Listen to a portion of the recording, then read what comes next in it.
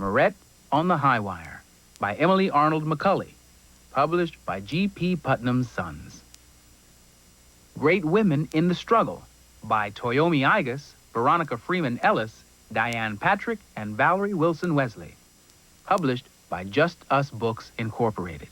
Roses Sing on New Snow, A Delicious Tale by Paul Yee, illustrated by Harvey Chan, published by Macmillan Publishing Company and Groundwood Books Canada.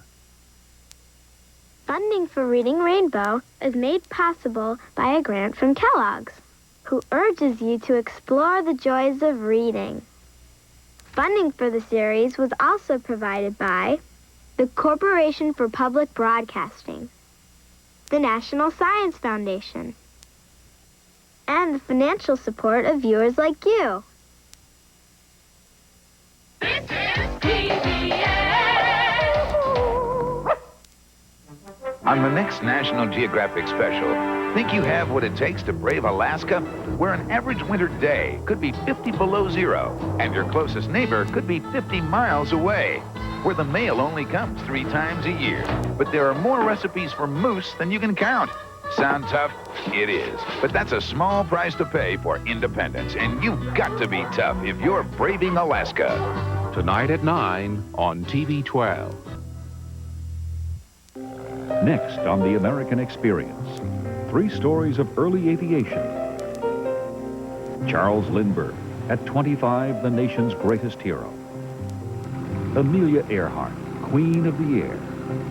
And the great air race of 1924.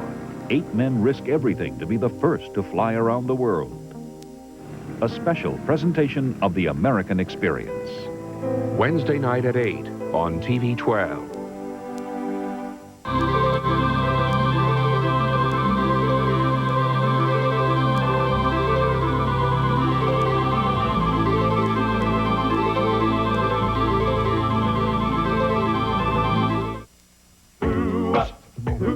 Today's caper is bankrolled by the Corporation for Public Broadcasting and viewers like you.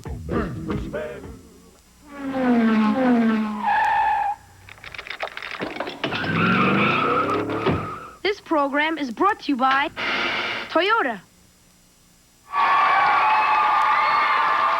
All these people want to know.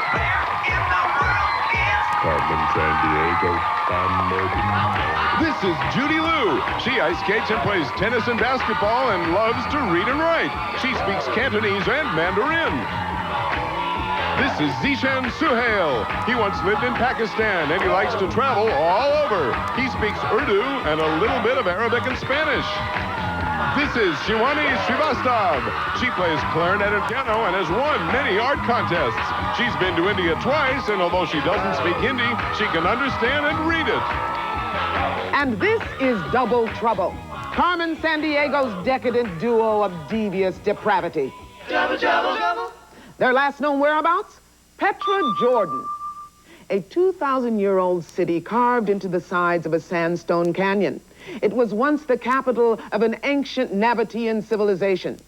The pharaoh's treasury, long rumored to hide a fortune in gold, is the town's centerpiece. By the 13th century, Petra was nearly abandoned. Then in 1812, a Swiss explorer, Johann Burckhardt, rediscovered it. It's been a major tourist spot ever since. Or it was until today, when Double Trouble, that dippy duo in disguise, tiptoed into town, purloined Petra, and left Jordan with a not-so-grand canyon. Gumshoes, here's your job. Bring the city home and pursue the Pied Pirates of Petra.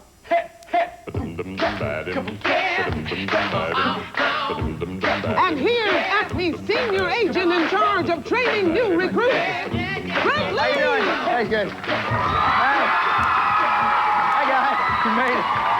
How you doing? Hello. Judy. It's Zishan, right? And Shawani. Good to see you guys. Oh, thanks a lot. Thanks a lot, you guys. Listen, I just want to remind you, if one of you catches Carmen Sandiego today, you're going to get that trip to anywhere in North America, and that's not bad, ladies and gentlemen. So to start them off. We're going to start them off with 50 Acme Crime Bucks. And you guys know how this game is played, right? So we won't waste time talking about the rules. Let's get started with our very first clue, which comes to us from Don't Stick Your Toe in the Water Net. Go, Piranha. Hi, Greg. You're looking tasty. I heard the twins took Petra to the capital of Spain's Catalonia region. It's a huge port and a jumping city full of amazing architecture and a noisy nightlife. So split for Spain, Greg, and put the bite on those two crooks. Okay, thank you very much. Okay, guys, name the Spanish city, if you will, please. Is it Valencia, Barcelona, or Madrid? Remember the clues that we heard. Huge port, capital of Catalonia region, amazing architecture, and noisy nightlife. Come up with an answer as quickly as you can, guys. Trying to find double trouble in Petra. Zishan's ready, Shawani's ready, so is Judy. Judy, what do you think? I said Valencia. Valencia. Zishan. I said Barcelona. Barcelona. Shawani. I also said Valencia. Valencia. The answer we're looking for is Barcelona. Nice job, Zishan.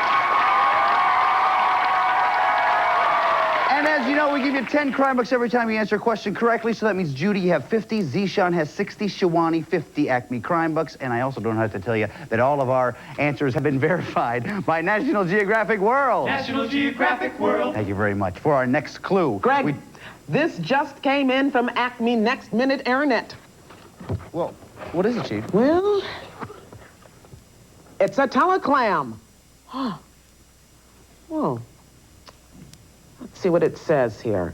Double trouble is in a country bordering Senegal that's having a tough time with its economy. But there's hope.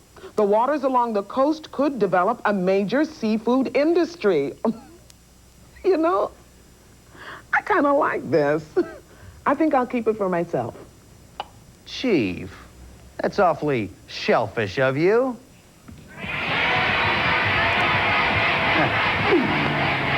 Oh, thank you for that response. Name the country, if you will, please, guys. Is it Guinea-Bissau, Sierra Leone, or Gabon? Remember the clues that we heard. Borders Senegal. Nation's economy is very poor, and coastal waters rich in seafood. Everybody's ready. Judy, what do you say? I said Guinea-Bissau. Guinea-Bissau. Zishan. I said Guinea-Bissau. Guinea-Bissau. Shawani. I also said Guinea-Bissau. Everybody said Guinea-Bissau. Everybody is right. Nice job.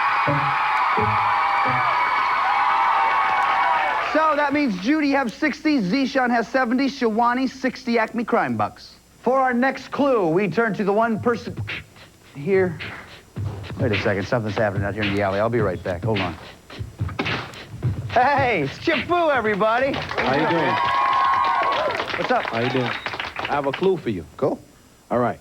Double troubles on the island, wildin' from the lip of the mouth, tip of South America dwelling. Ooh, I'm telling, the island was named by Magellan. It's Spanish, and it's for the land of fire. I'm telling the truth like Dr. Seuss, I cannot be a liar. Home of the cannibal, oops, animal. I call guanacos, millions of guanacos, many years ago. What do you think some got extinct? Was it nature or theft? There's only 100,000 of them left. Chip Fu, ladies and gentlemen. Thanks, man. Thanks a lot. Okay, guys, name the region, if you will, please. Is it South Orkney Islands, Tierra del Fuego, or Falkland Islands? Remember the clues that we heard. Magellan named the islands Land of Fire, Guanaco camels, and off the southern tip of South America. Come up with an answer as quickly as you can, please. Zishan is ready. So is Judy. So is Shawani. Judy, what do you think? I said Tierra del Fuego. Tierra del Fuego. Zishan. I said Tierra del Fuego. Same thing. Shawani. I also said Tierra del Fuego. Everybody said the same thing again. Once again, ladies and gentlemen, everybody's right. Nice job. Oh, baby. Nice job. Okay, so that means Judy, you have 70. Zishan has 80. Shawani, 70 crime bucks. Nice job, guys. Now, you guys know what that means. It's time for the lightning round. These questions are all about Double Trouble's most recent known whereabouts, which is Tierra del Fuego. All these are worth 5 crime bucks. Hands on the buzzers. Listen carefully. Here we go.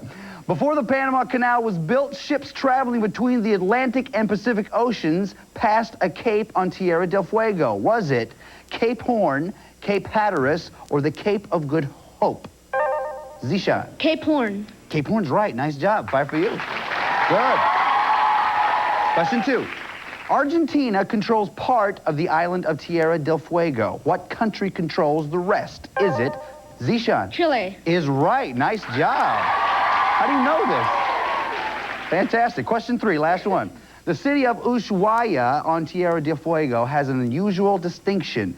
Is it the world's coldest city, windiest city, or southernmost seat of government? Zishan. The windiest city? It's not the windiest city, sorry. Judy. Coldest city? It's not the coldest city. Shawani. Southernmost seat of government? Very good. 5 for you. How did she do it? All right, nice job, guys. That means at the end of the lightning round, Judy has 70, Zishan has 90, Shawani 75 crime books. Nice job. That's the way. Oh, cool. You'll just excuse me. It's time for, well, it's snack time, so I gotta go. If you guys just go ahead and enjoy yourself here, I usually like to eat with the chief. Be right back. No, don't bother to talk about the case, Greg. We're on snack time, and I intend to enjoy it. Well, me too, Chief. What'd you bring? What did I bring? Why do you ask? Well, Chief, it's trade day. You know, everybody brings something a little special in their snack box so they can trade it with their friends. Now, what'd you bring? I've got shiitake mushrooms en croûte, surrounded by new potatoes with parsley, and I don't want to trade. I like what I bought. Well, listen, Chief, I did not make up the rules, okay? All I know is it's snack time and it's trade day, so here you go, all right? Listen, actually, you're in a lot of luck today because I made my special Vienna sausage and watermelon sandwich, and just for you, buddy, I put on an extra layer of mayo and peanut butter. It is great. Greg, this is on white bread. You better believe it, Chief. Nummy. Whew. Oh. Oh, Chief, this is fantastic. I know. This is great. Let's show today's home contest winners.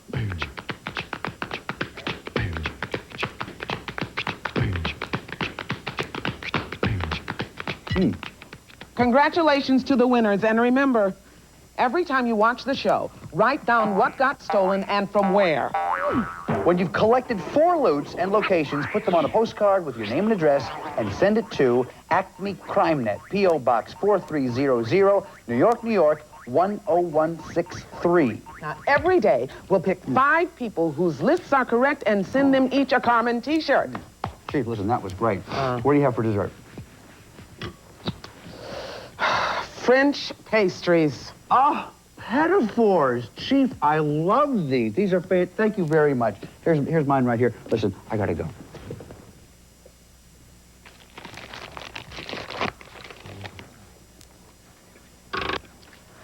Lemke, yeah, Chief here. What have you got for dessert, huh? Yeah? Why don't you bring it up to the office immediately? It's trade day. Trade day. Yeah, thanks. Thanks a lot. Thank you. Trade day. Oh.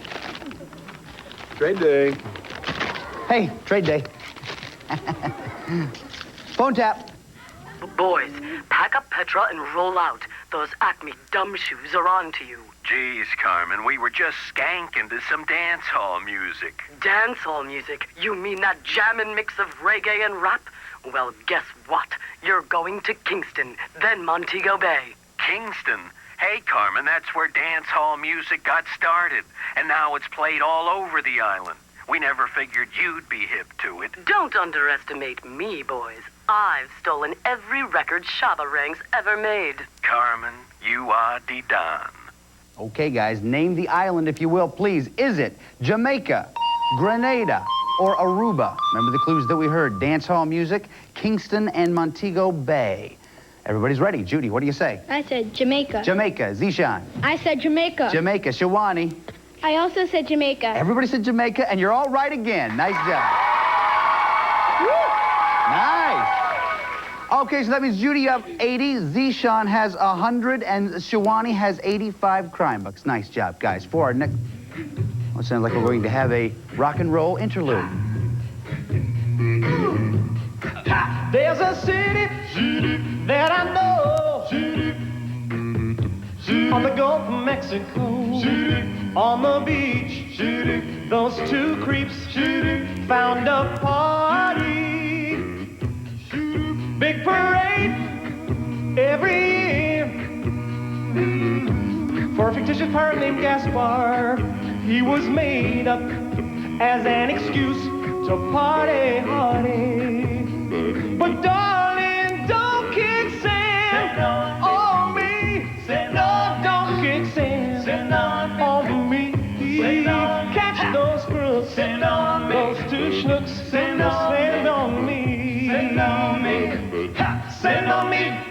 acapella, ladies and gentlemen. Oh, yeah. Okay, guys, name the Florida city, if you will, please. Is it San Antonio, Tallahassee, or Tampa? Remember the clues that we heard. Near the Gulf of Mexico, parade honoring Gaspar, a fictitious pirate. Come up with an answer as quickly as you can. Shawani's ready. Zishan is ready, and so is Judy. Judy, what do you think? I said Tallahassee. Tallahassee. Zishan. I said Tallahassee. Tallahassee. Shawani. I also said Tallahassee. Everybody said Tallahassee. Everybody's wrong. Sorry, guys. Tough break there. Yeah, we were looking for Tampa, but that's okay.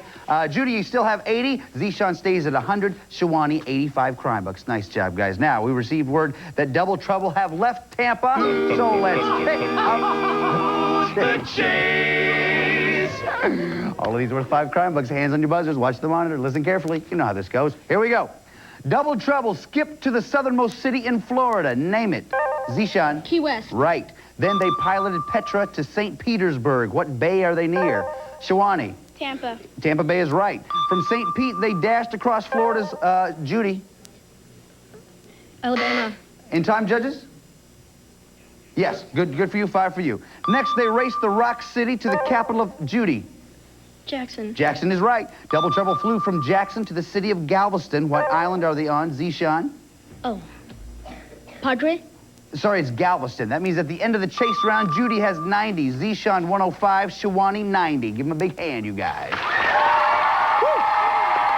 Good round. Yeah, you can take a deep breath there. Now it's time for the final clue of this round, which means you have to decide how much you want to risk. If you're right, we'll add that amount to your score. If you're not right, we'll subtract it from your score. You can risk 0, 10, 20, 30, 40, or 50 Acme crime bucks. Take a look right over here, if you will, please. Here's a portion of the world where we think Double Trouble are headed. Now, if you think you know a lot about this part of the world, you may want to risk a lot. If you don't know very much about it, though, you may not want to risk quite so much. So, take a look at the map and think about it.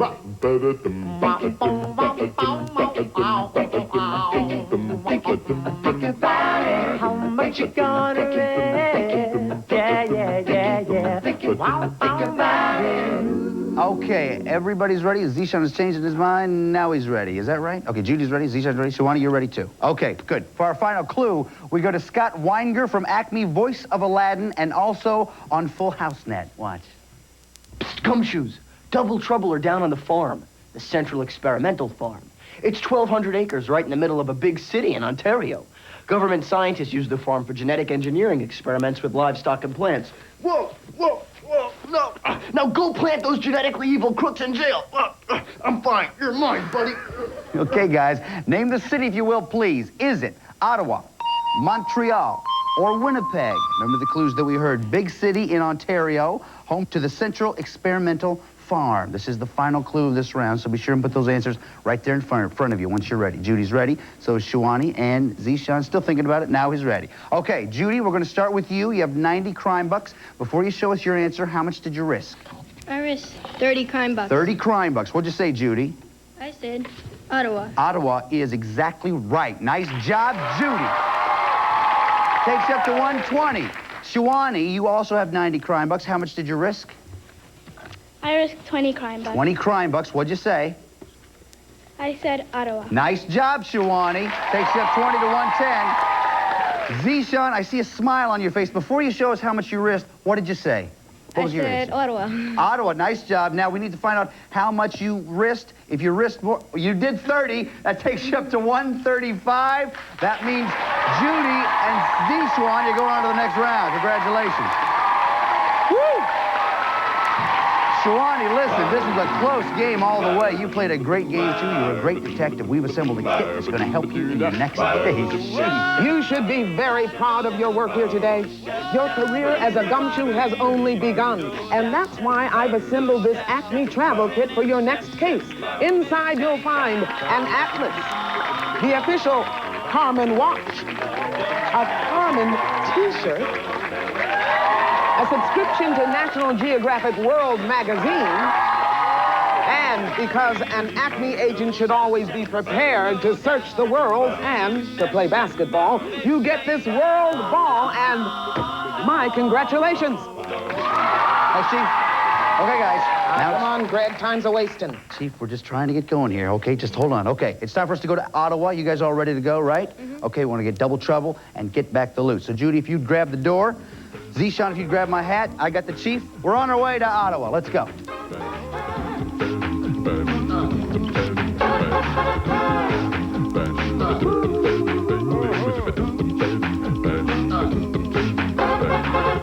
Hey, Chief? Yes, Greg? I can see your house from here.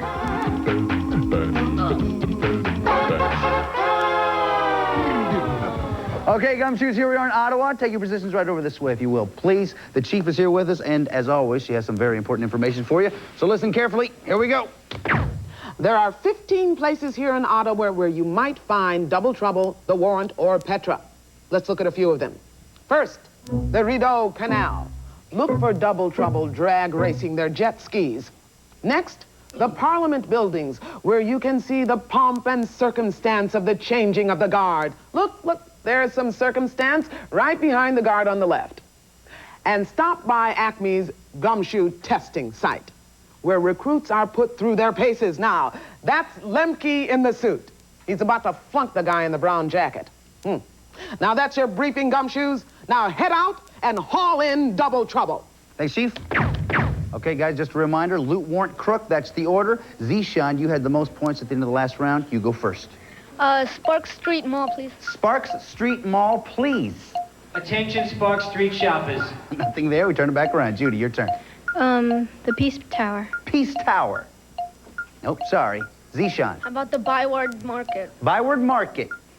Attention, Byward shoppers. Turn it back around. Judy, your turn. The Mill of Kintail. Mill of Kintail. Sorry, nothing yet. Zishan. How about the Hogs Back Falls? Hogs Back Falls. The warrant. Nice job. You got the warrant. Remember, though, you have to go in the right order. Loot warrant crook. Be careful, Zishan. Go ahead. How about the Byward Market? Byward Market. Attention, Byward shoppers. Nice strategy. We turn it back around. Judy, go ahead. The Moorside. Moorside. Nothing there. Zishan. How about, House of Commons? How about the House of Commons? No, sorry. Judy. Chateau Laurier. Chateau Laurier. No, nothing there. It's a big French hotel, though. Looks just like a castle. Zishan, go ahead. Royal Canadian Mint. Royal Canadian Mint. Nothing. Nothing there. But, of course, that is where they make all of Canada's coined money, not the paper. Go ahead, Judy. Nepean Point. What's that? Nepean Point. Nepean Point. Nothing there. Zishan. How about, National Gallery of Canada? National Gallery of Canada. Nothing. Thank you. You're welcome. Go ahead. Whose turn is it? I forget. Judy? Go ahead, Judy. Queen Elizabeth Driveway. Queen Elizabeth Driveway. Nothing there. Turn it back around. Zishan, go ahead. How about the Mill of Kintail? How about the Mill of Kintail? Yeah, I think we tried that one once before. Turn it back around. Judy, go ahead. Canadian Ski Museum. Canadian Ski Museum. Double trouble. Nice job. You got double trouble. Remember, though, loot warrant crook. Be careful, Judy. Go ahead. Chateau Laurier. Chateau Laurier. Nothing there. Okay, nice job. We turn it back around. Zishan, your turn. How about the Kitchissippi Lookout? Kitchissippi Lookout. Pilfered Petra. Nice job. You got the loot. You get a free turn. Go ahead, Zishan. Hogs Back Falls. Hogs Back Falls. The warrant. You, sir, have the loot. You also have the warrant. Do you remember where Double Trouble are? Canadian Ski Museum. Are they still at Canadian Ski Museum? Yeah! Yes, indeed you. Oh, very nice. Come here, Zishan. Very good, man. You know what to do now, right? Yeah. Very good. Go ahead and pull on the chain and put him in jail, man. Double trouble. In jail. You never thought you'd make it this far, I guess, huh? Well, listen, you made it this far. We're going to talk about your next adventure in just a little bit. First off, Judy, listen, you were a great detective, a terrific sport. We have something very special for you. Chief. You've come so far today. Hop on the trail of Double Trouble until the very end. To reward your detective skills, you get the Acme travel kit and also this convenient automatic camera, small enough to slip into your pocket and fast enough to catch even the quickest thieves in the act. Thanks for your help in catching Double Trouble, and congratulations on a job well done. Thanks a lot, Chief. Okay, Zishan, you know what you have to do now? That's catch Carmen Sandiego. Before you do that, though, we want to find out where you'd like to go if you get the trip. Here is your vacuum-packed portfolio. You know what's inside here, right? Yeah. He knows. He's going. He already knows what to do. He's going to be writing down where you like. You know it, too. Never mind. Where do you want to go? You thought about this for weeks, didn't you? Yeah. Weeks and weeks. Oops, sorry. That's okay. We can just... Oh, thanks. What a nice guy. Thanks a lot. Thanks very much. Okay. You want to get the phone, too? Yeah, sure. Go ahead. Go right ahead. See who it is. Hello? That Carmen's a party pooper. We've been in jail for 17 seconds already, and she hasn't even visited yet. Look for her in South America. What'd they say, man? South America. Okay, Zishan, you and I are going to South America. Chief. Here's a list of places Carmen may have traveled. Ecuador, Peru, Colombia, Chile, Venezuela, Bolivia, Argentina, Guyana, Brazil, Paraguay, Suriname, Uruguay, French Guiana. Greg, let's go to the map. Feel good.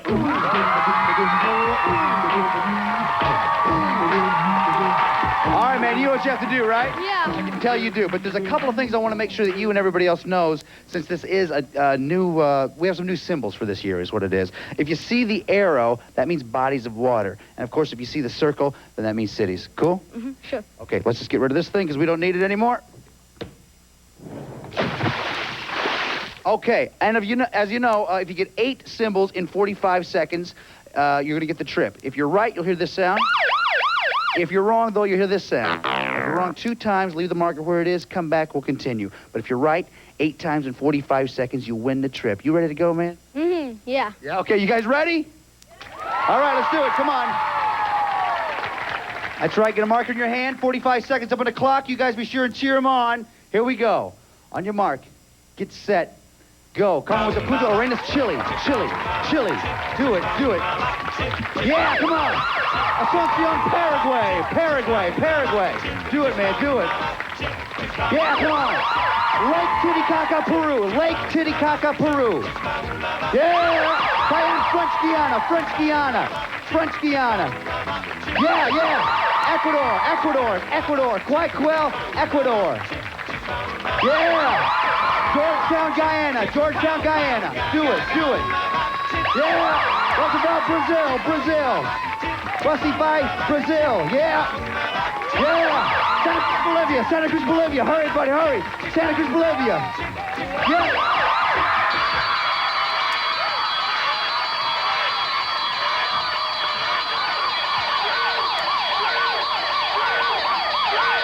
My man, how do you feel? Look, how do you feel? I think that says it all right there, how he feels. What? Not too good. Not too good. Well, let's step back this way real quick. A moment ago, you wrote down where you'd like to go. If you caught Carmen Sandiego, you caught her. You and a parent are going to... Let's get Florida. Man, you've been doing some great stuff for us today. There's just one more thing I want you to do. You know what it is?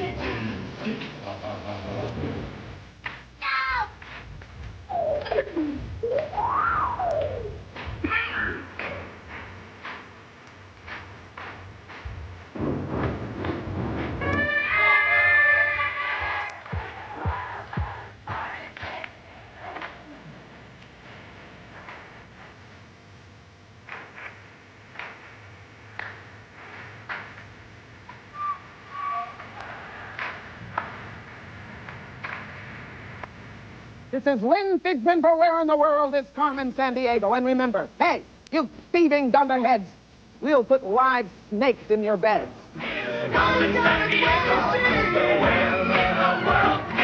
All contestants have been briefed regarding game rules prior to their appearance.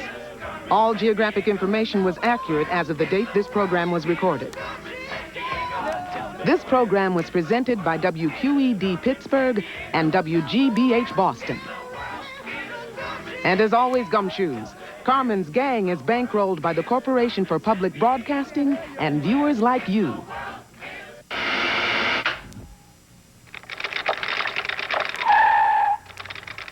This program was brought to you by Toyota. This is PBS. This is Toronto International Airport information, Delta. Here it comes.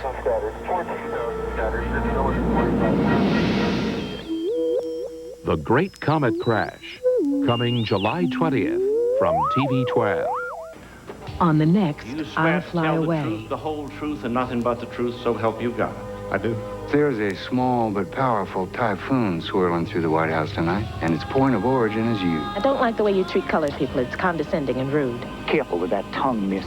It was suggested that if we valued our jobs, we'd drop the Landis case. You have a strong voice, Lily. Use it.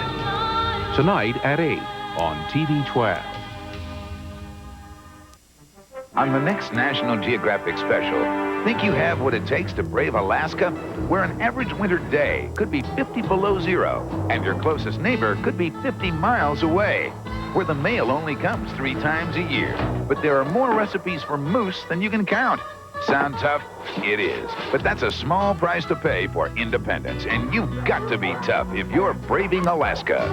Tonight at 9 on TV 12.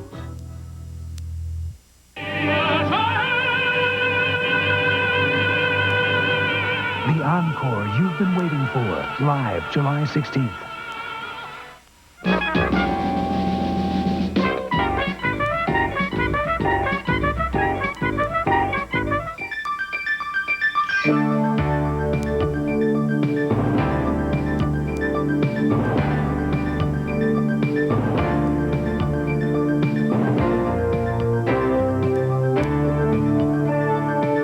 Good evening, I'm Patrick Evans. On 12 tonight, Delawareans get a break from the oppressive heat and humidity. But the experts say if you didn't enjoy it, you may have missed it.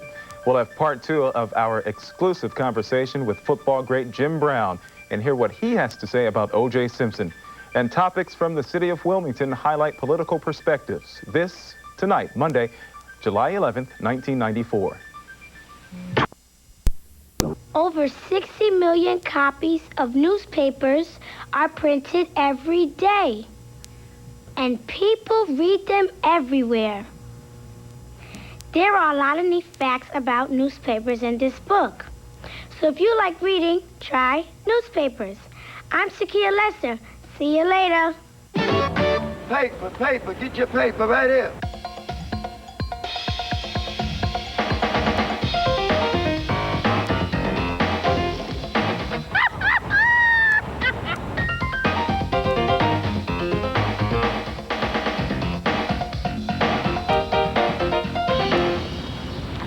A newspaper tells me what I need to know.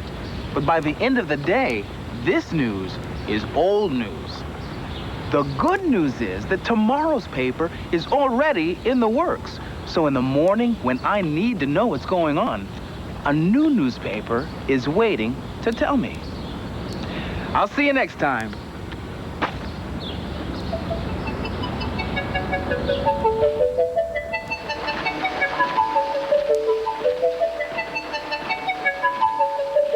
Butterfly in the sky, I can go twice as high. Take a look, it's in a book, a reading rainbow. I can go anywhere, friends to know and ways to grow. A reading rainbow. A reading rainbow. Butterfly in the sky, I can go twice as high. It's in a book, a reading rainbow. I can be anything. Take a look, it's in a book, a reading rainbow. A reading rainbow. A reading rainbow. A reading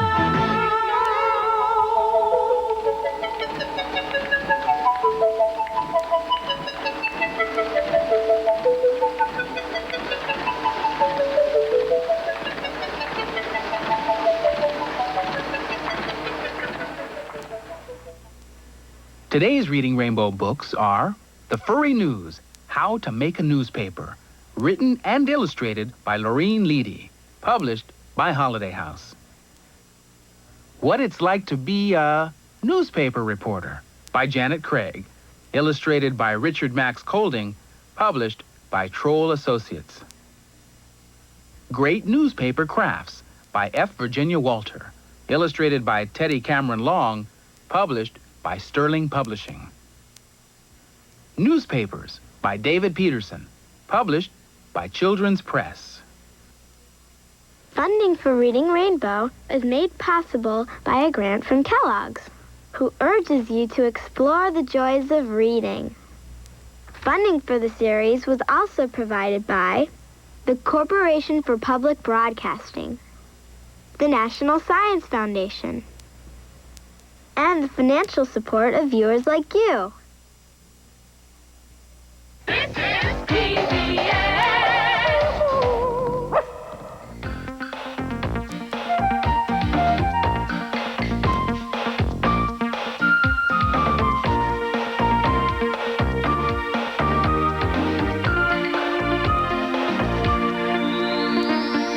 What does it mean to have a friend? Someone you can do stuff with again and again. Someone who'll play hide and seek, even if it takes all week. That's what it means to have a friend. What does it mean to be a friend? What does it mean to be a friend? 37 games of checkers right to the end. It means reading stories, sharing meals, caring how somebody feels. That's what it means to be a friend. It means walking on the moon. It means singing all your favorite tunes. It's someone you can throw the ball with, someone you can grow tall with. That's what it means to have a friend. That's what it means to have a friend. That's what it means to be a friend. It means riding bikes and running races, smiles on familiar faces. That's what it means to have a friend. That's what it means. Hi, Penny. Hi, Paula. Hi, Peggy. Hi, Pete. Hi, Polly. Hi, Pinky. Hi, Pat. Hi, Perry. To be a friend.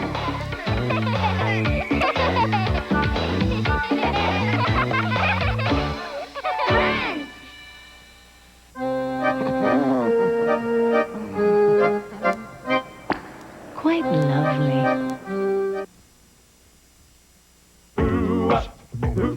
Today's caper is bankrolled by the Corporation for Public Broadcasting and viewers like you.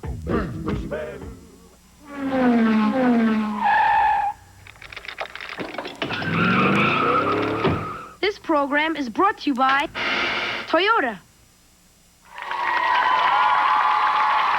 All these people want to know. Where in the world is Carmen Sandiego. This is Laura Pinillo. She's interested in Native American culture and she likes to climb cliffs. This is Mark Trinidad, a basketball and piano player. He recently visited the Philippines to learn about his family and ancestors. This is Aja Horwitz. She loves to travel. While in the Dominican Republic, she slept on the beach once.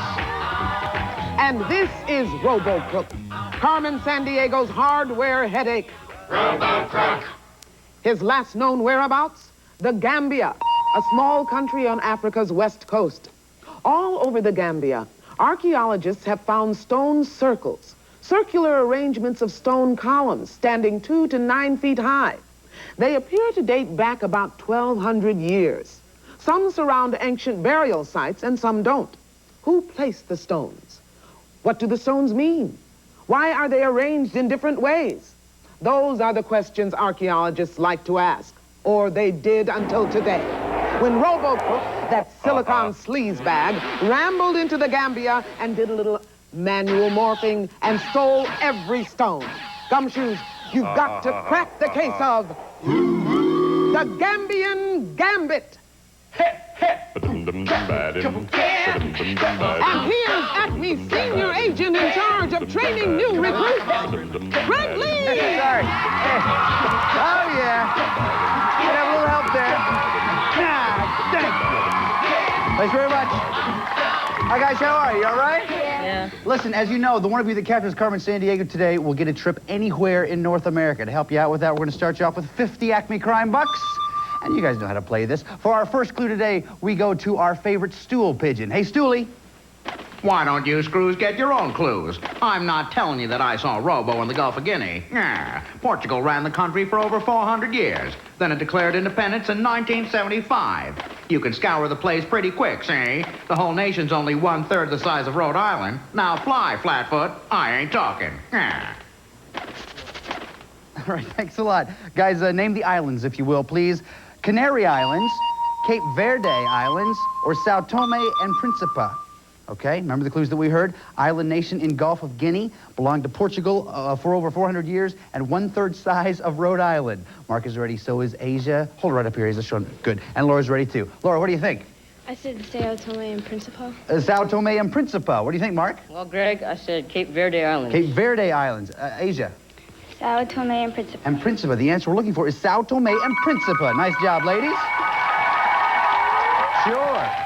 Okay, so that means Laura and Asia, we're going to give you both 10 crime bucks, and that'll continue that way throughout the entire game for those of you that give us the right answers, okay? Now, for our next clue, we now turn to our Acme CrimeNet computer. Follow me right over here, if you would, please. We'll just turn this thing on. Sometimes it has some trouble getting started. Let me just... Thank you. Oh, wonderful. Way over there. Thank you very much. Here it is, check a peninsula in the Persian Gulf. This country is an emirate, a place ruled by an emir or prince. There we go. Thank you. Wonderful, thank you. Okay. It says, like many Middle Eastern countries, it produces and refines a lot of oil, but that's not all it produces. Many citizens work in fertilizer processing plants. Okay, thanks. You guys got it? Name the country, if you would, please. I better turn it off, I guess. What? Come on, everybody's computer crashes every now and then. Name the country, if you would, please. Thank you. Yemen, Qatar, Kuwait. Okay, everybody's ready. Laura, what do you think? I said Kuwait. Kuwait, Mark. I also said Kuwait. Kuwait, Asia. I also said Kuwait. Kuwait, the answer we're looking for is Qatar. Sorry. Tough break there. Okay, Laura, you stay at 60. It's very nice. Mark stays at 50. Asia stays at 60. Next, wait a minute. It sounds like we're getting a musical clue. Watch. Robos out walking, creating panic by the Atlantic. With his pile of stolen rocks, he's out there walking, wearing his rockin' titanium socks. Their motto's don't spear or sparrow, while I breathe I hope in Latin, and the landscape is gorgeous. When folks aren't on the beaches, they're growing lots of peaches, a bigger crop than even Georgia. So say a gumshoe down to the Southland, that robot Reagan of the Palmetto State is where he can be busted. His nose is rusted, so tackle him there. Tackle him there. Go get him, gumshoe. Rock, hell, All right, guys, name the state, if you will, please. Is it Florida, Tennessee, or South Carolina? Remember the clues that we heard. Southern state on the Atlantic, nicknamed Palmetto State, and bigger peach crop than Georgia's. Comes as kind of a surprise to me. Laura, what do you think? I said Florida. Florida. Mark? I said South Carolina. South Carolina. Asia? I said Florida. Florida. The answer we're looking for is South Carolina. Nice job, Mark. Okay, so Laura, you have 60. Mark, you have 60. Asia, 60 crime bucks. That means tie game right now. And you guys know what that means. It's time for the lightning round as they reach for their buzzers there. That means that all these questions are about Robo's most recent known whereabouts, which is South Carolina. Okay, 5 crime bucks for every correct answer. Ready? Here we go. In September 1989, a disaster cost South Carolina 18 lives and over $5 billion in damage. Was it Typhoon Mary? Asia. Hurricane Hugo? Is right. Nice job. 5 for you. Very nice. Question 2. In 1698, South Carolina was the first of the 13 colonies to support what? Was it a library, a radio station, or a working railroad? Mark. Working railroad? Sorry, that's not the answer we're looking for. Laura. Was it a library? Yes, it was. Nice job. That's where to put that. Question 3. What important event in the Revolutionary War occurred at Fort Charlotte on July 2nd, 1775? The first shots of the war were fired, George Washington took command, or a British garrison fell to colonial troops? Oh, out of time there. A British garrison fell to colonial troops. That was a tough one. That's okay, though. Guys, Laura, you have 65. Mark has 60. Asia, 65 crime bucks. That's the way to do it, guys. Greg, step into my office. Yes, ma'am. I'll be right there. If you guys will please just excuse me. The chief obviously cannot run this office without me.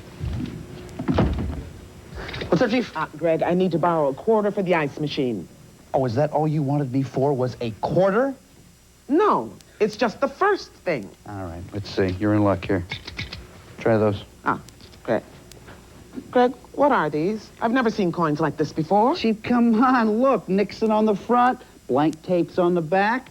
12.5-cent piece. Greg, the ice machine will not take these coins. No? No. Oh, here, give me that. Try these. Here, try those. All right. Okay, a dime and... What the heck? Greg. What? This coin has Millard Fillmore on it. Right. It's a 15-cent piece plus the dime that's 25. Simple arithmetic, Chief. A 15-cent piece. Yes. Yeah. Fillmore on the front. Yes.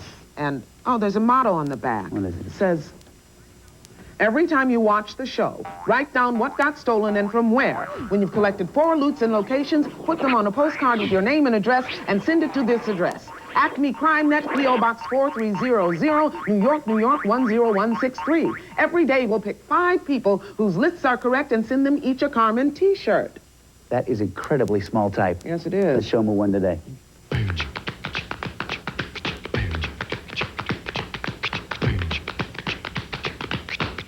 Congratulations to the winners. Richie, take a look at this. Very proud of that. Take a look. Ozzy Osbourne. You better believe it. Negative 35-cent piece, Chief. Greg, I still can't use these coins in the ice machine. Oh, say.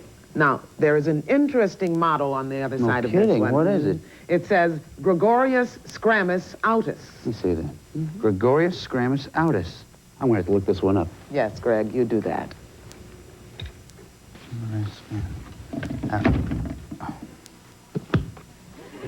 Very funny.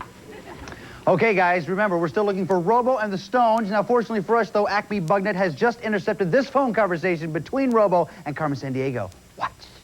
Robo, those Acme agents are closing in. Hide out at a football game at Maracana Stadium. Football. No team is superior to the Bears. Not American-style football, Robo. The game called soccer in the U.S. is called football in most other places. Football? Football. The Bears. Where in the stadium should I hide? Just blend in with the torcedores. That's Portuguese for spectators. They beat drums, wave flags, and yell cheers to support their team.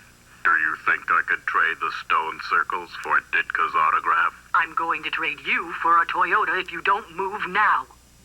Okay, guys, name the country, if you will, please. Is it Brazil, Peru, or Colombia? Remember the clues that we heard. Football game at Maracana Stadium, and torcedores is Portuguese for spectators. Everybody's ready. Laura, what do you say? Well, Greg, I said Peru. Peru. Mark, what do you think? Greg, I said Brazil. Brazil. Asia. Greg, I also said Brazil. Brazil. The answer we're looking for is Brazil. Nice job, Mark and Asia.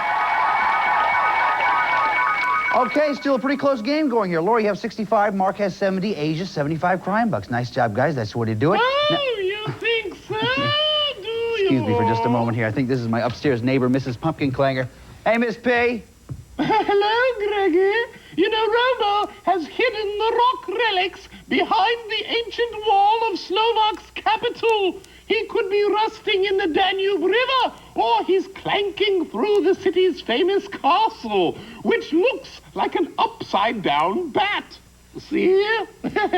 Now, catch that clanking cloud before he breaks for Austria or Hungary. They're just nearby. And lower the noise, please. My canary has a migraine. Please be quiet and so... Thanks a lot. Gee, I tell you, I'd hate to be her canary.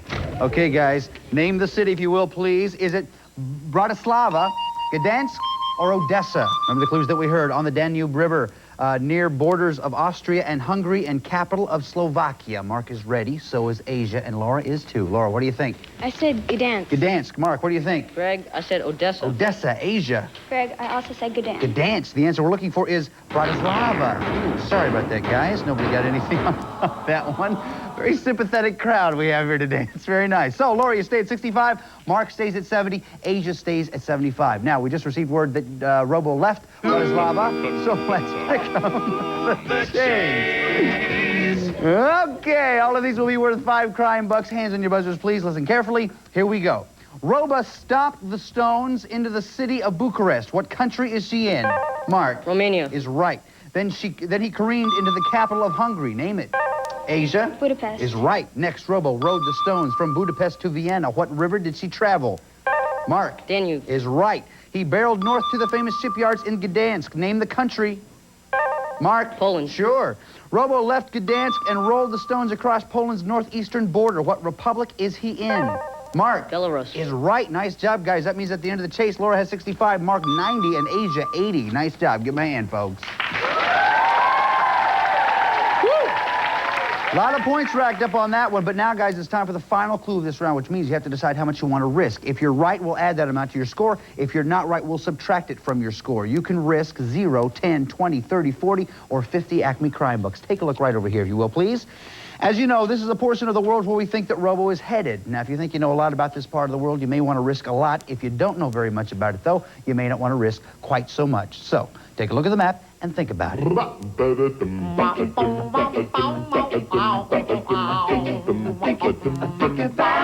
how much you gonna risk? Yeah. Think about it. Okay, guys, nice job. Everybody's ready. For our next clue, we now turn to... Greg just got a next-minute air package. It left Europe just 60 seconds ago. Oh, that's great. I tell you, 3 seconds later, and the delivery would have been free. Oh. It's a violin. Oh, with a note. Robo was seen on the north shore of the Adriatic Sea, at the birthplace of Antonio Vivaldi, the great composer and violinist. Today, the city's people are Italian citizens, but for 1,100 years, the city was an independent state run by aristocratic trading families. Hey, I used to know this piece.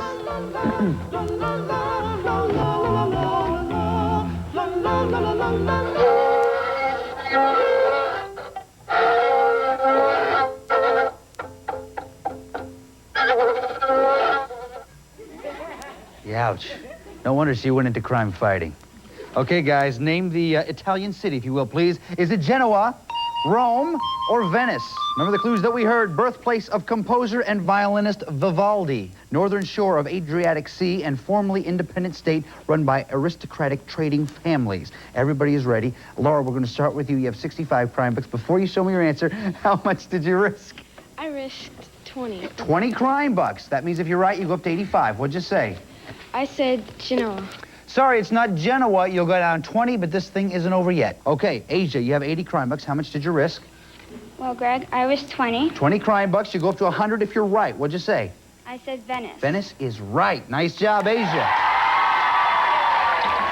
Mark, you were ahead right at the beginning of this round with 90 crime bucks. How much did you risk? I risked 20 crime bucks. 20 crime bucks. If you're right, you and Asia are going on to the next round. What'd you say? I said Genoa. Genoa is not right. You'll go down 20, but that's still enough. You and Asia are going on to the next round. Congratulations, guys.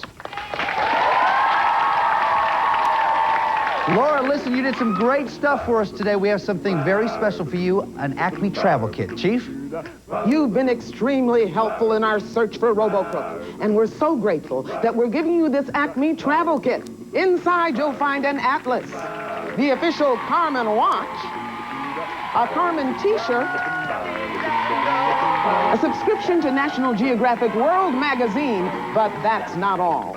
To keep your eye on the ball, we're giving you a ball. Not just any ball, but a world ball. So, keep your eye on the ball, but be careful where you throw it, especially around expensive equipment.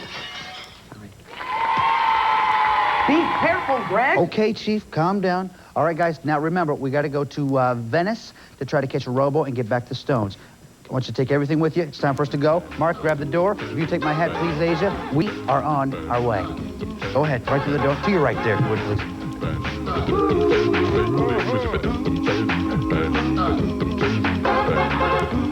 Well, what do you think of our new Acme monorail, Greg? Chief, doesn't even have a caboose. Okay, guys, here we are in Venice. That's right. Take your positions right here. The Chief has some important information for you to hear. I'll just plug her in. Chief. There are 15 places here in Venice where you might find Robo-Crook, the Warrant, or the Stone Circles. Here are just a few of them. The island of Murano. This Venetian home is made of brick and stucco. Next, brave the crowds in St. Mark's Square. These colorful masts brighten up the annual pre-Lent carnival. They might also disguise that bumbling hunk of junk, Robo-Crook. Check out Santa Maria della Salute, built in the 17th century to give thanks for the end of a plague. It stands on more than 1 million posts driven into the mud. And it wouldn't be Venice without gondolas. Motorboats are replacing these handmade crafts, and only a handful of gondola builders survive. Now, if you see one riding low, check it out. It just might carry thousands of Gambian stones.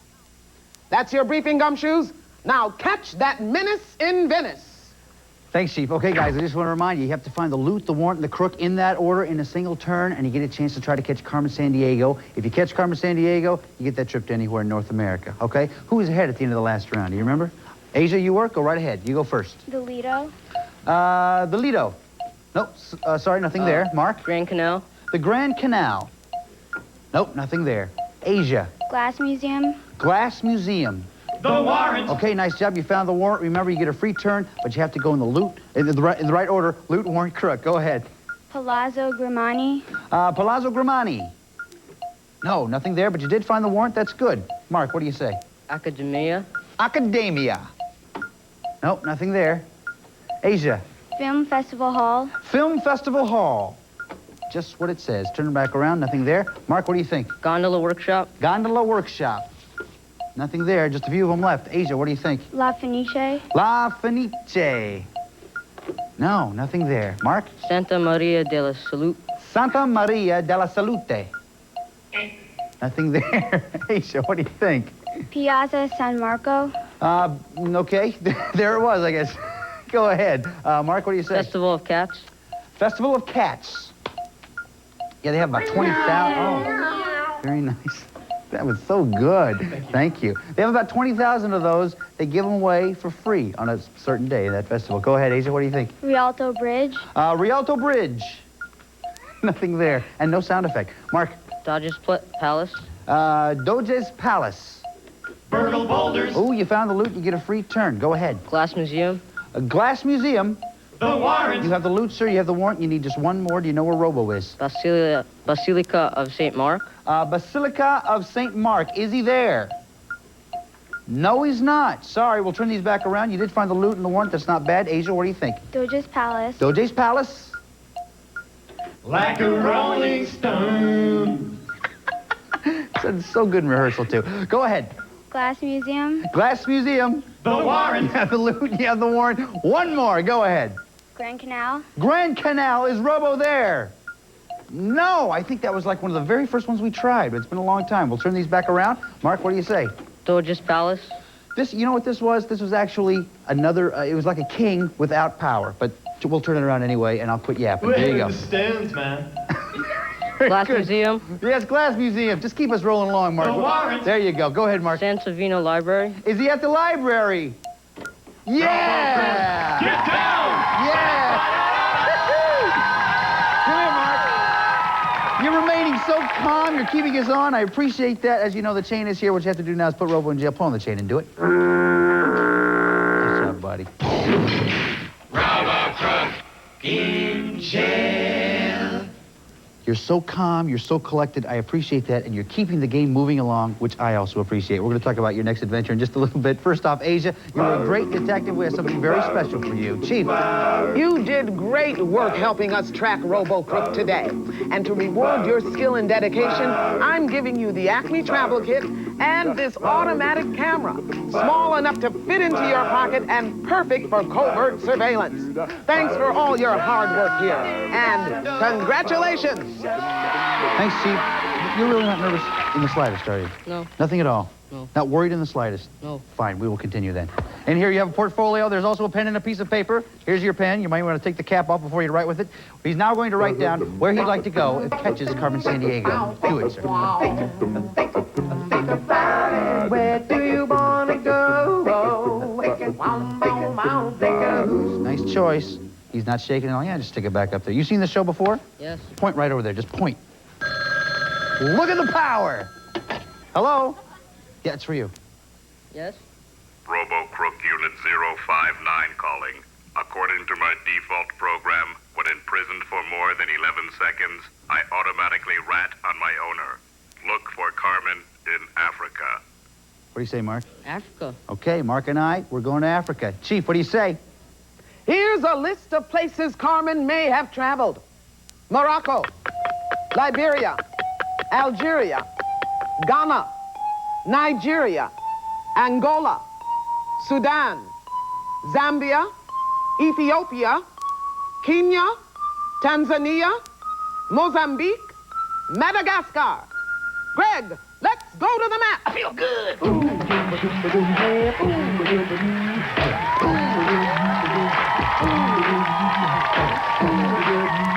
All right, man, you know what this is about, right? Yeah. I'll explain it for those who may not. What you have to do is identify 8 countries in 45 seconds. If you do the right country, you hear this sound. If you don't do the right country, you hear this sound. Now, if you hear that sound twice, leave the marker where it is, come on back, and we will continue. But also remember that if you even place it in the right country, the judges cannot give you the thumbs up until the marker has stopped moving. Very important to remember that. So if you get 8 and 45 seconds, though, you get that trip to anywhere in North America. Good for you? Yeah. Good for you guys? Yeah, all right, come on, let's do this thing, Mark. Get 45 seconds over the clock. Come right that way, sir. Good luck to you, Mark. On your mark. Get set. Go. Come with the Monrovia, Liberia. Liberia. Gotta move, man. Gotta move. Hurry. Gotta go quick. No, try it again. Liberia. No, come on. Nairobi, Kenya. Gotta hurry, Mark. Gotta go quicker. Gotta go faster. Yes! Antananarivo, Madagascar. Yes! Maputo, Mozambique. Gotta hurry, man. Try anything. No, try it again. Hurry. No, come on.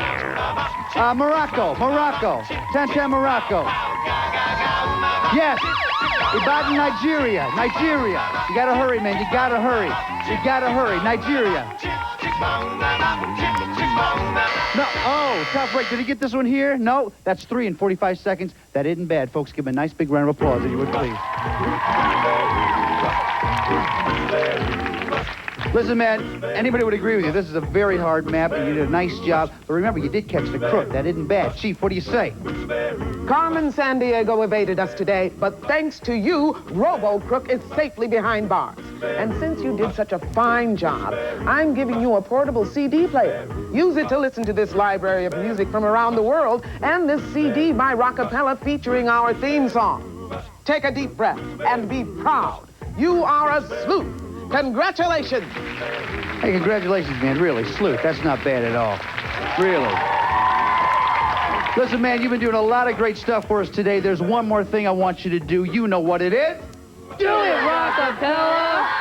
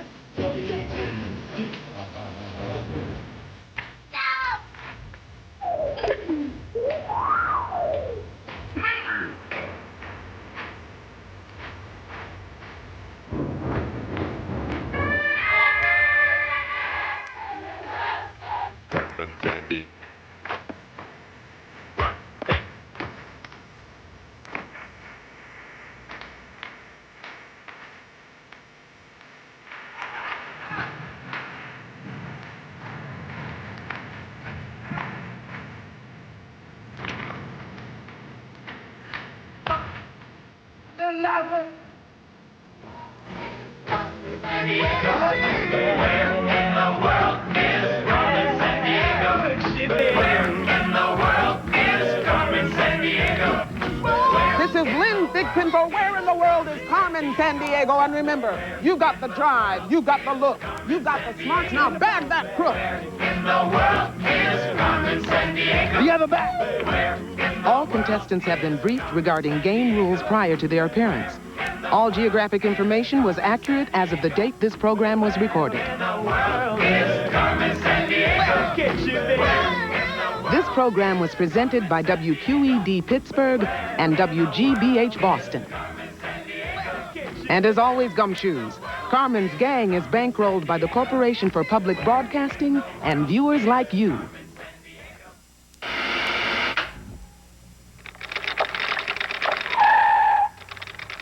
This program was brought to you by Toyota.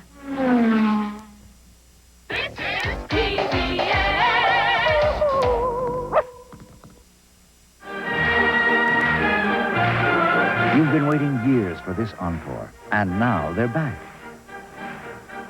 Jose Carreras, Placido Domingo, Luciano Pavarotti, and Maestro Zubin Mehta, together again for the reunion concert from Dodger Stadium in Los Angeles.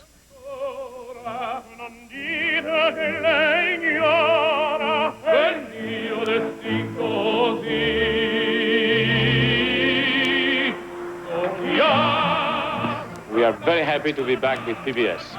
We are very happy to be back with PBS. We are very thrilled to be back with PBS. Well, PBS goes on, and we are back. Carreras, Domingo, Pavarotti with Mehta, the three tenors, in concert, 1994, here on public television. See it live, Saturday night at 11, then again Sunday at 8 p.m. Next on The American Experience, 3 stories of early aviation. Charles Lindbergh, at 25, the nation's greatest hero. Amelia Earhart, Queen of the Air. And the great air race of 1924. 8 men risk everything to be the first to fly around the world. A special presentation of The American Experience. Wednesday night at 8 on TV 12.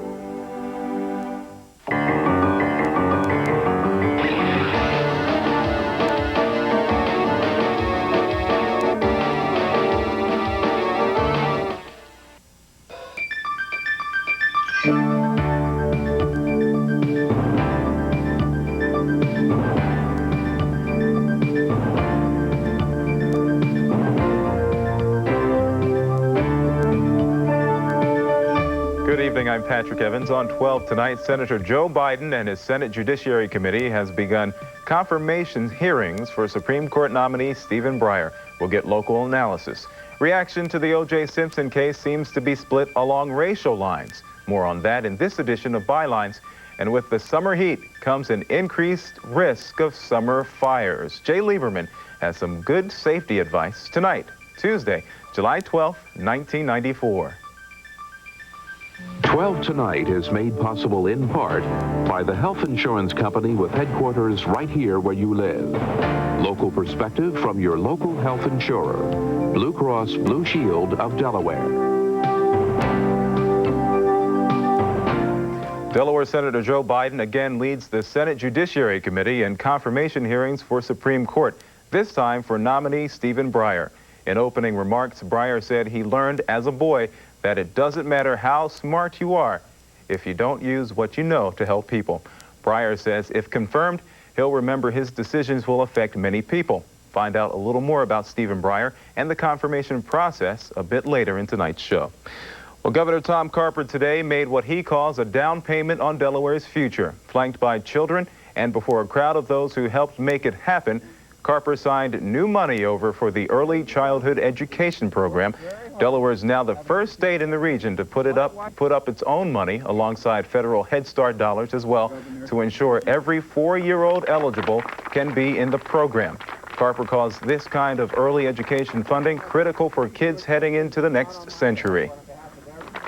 Those kids who begin in Head Start are more likely to make good grades in school, are more likely to graduate from school, are more likely to get a job when they graduate from school, to stay out of the prison system, to stay off of welfare, to become self-sufficient, to support themselves and their families someday. Well, it's a $900,000 effort this fiscal year, with more coming the next 2 fiscal years. Up until now, only 80% of eligible kids could get into Head Start, but that's all history come September.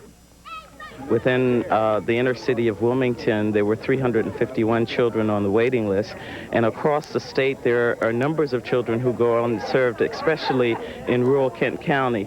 So we're looking forward to this funding to help to enhance the education of those children who would not have a chance otherwise.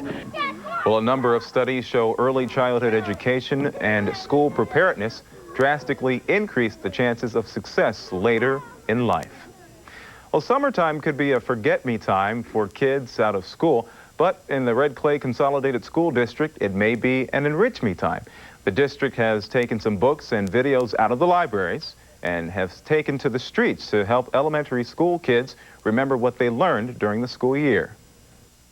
Wait, little Joe. That ditch is too wide, I told little Joe. Sheena Ray likes to read, and over the summer, she and other kids from the Red Clay Consolidated School District get the chance when the district's mobile library rolls in. Kids in the federally funded Chapter 1 program have the chance to check out a couple of books each Tuesday and Wednesday until August 5th. Is it worth it? Yeah. So far, the children in my classroom, they really seem to have enjoyed coming up to be able to pick out their own book. In our classroom, you know, I choose the book and they read what book I've chosen. This is really nice. They get to choose their own. The mobile library travels to 5 schools and centers throughout Red Clay and works closely with one of the district's summer learning programs.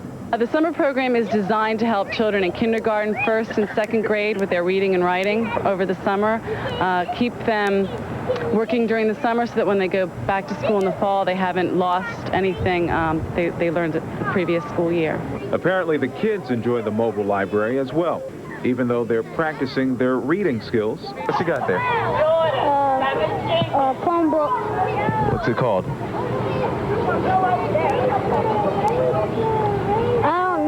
Well, maybe some need more practice, but that's the major reason for the mobile library, to bring the books and joy of reading to the kids.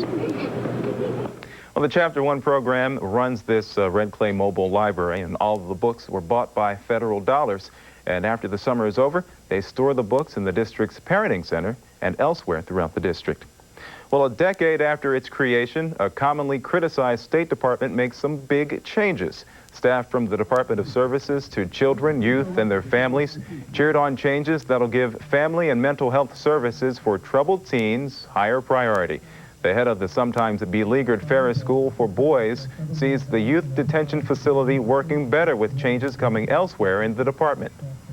And if we get a better efficiency at the front door through child mental health and family services, it's going to make our job much easier.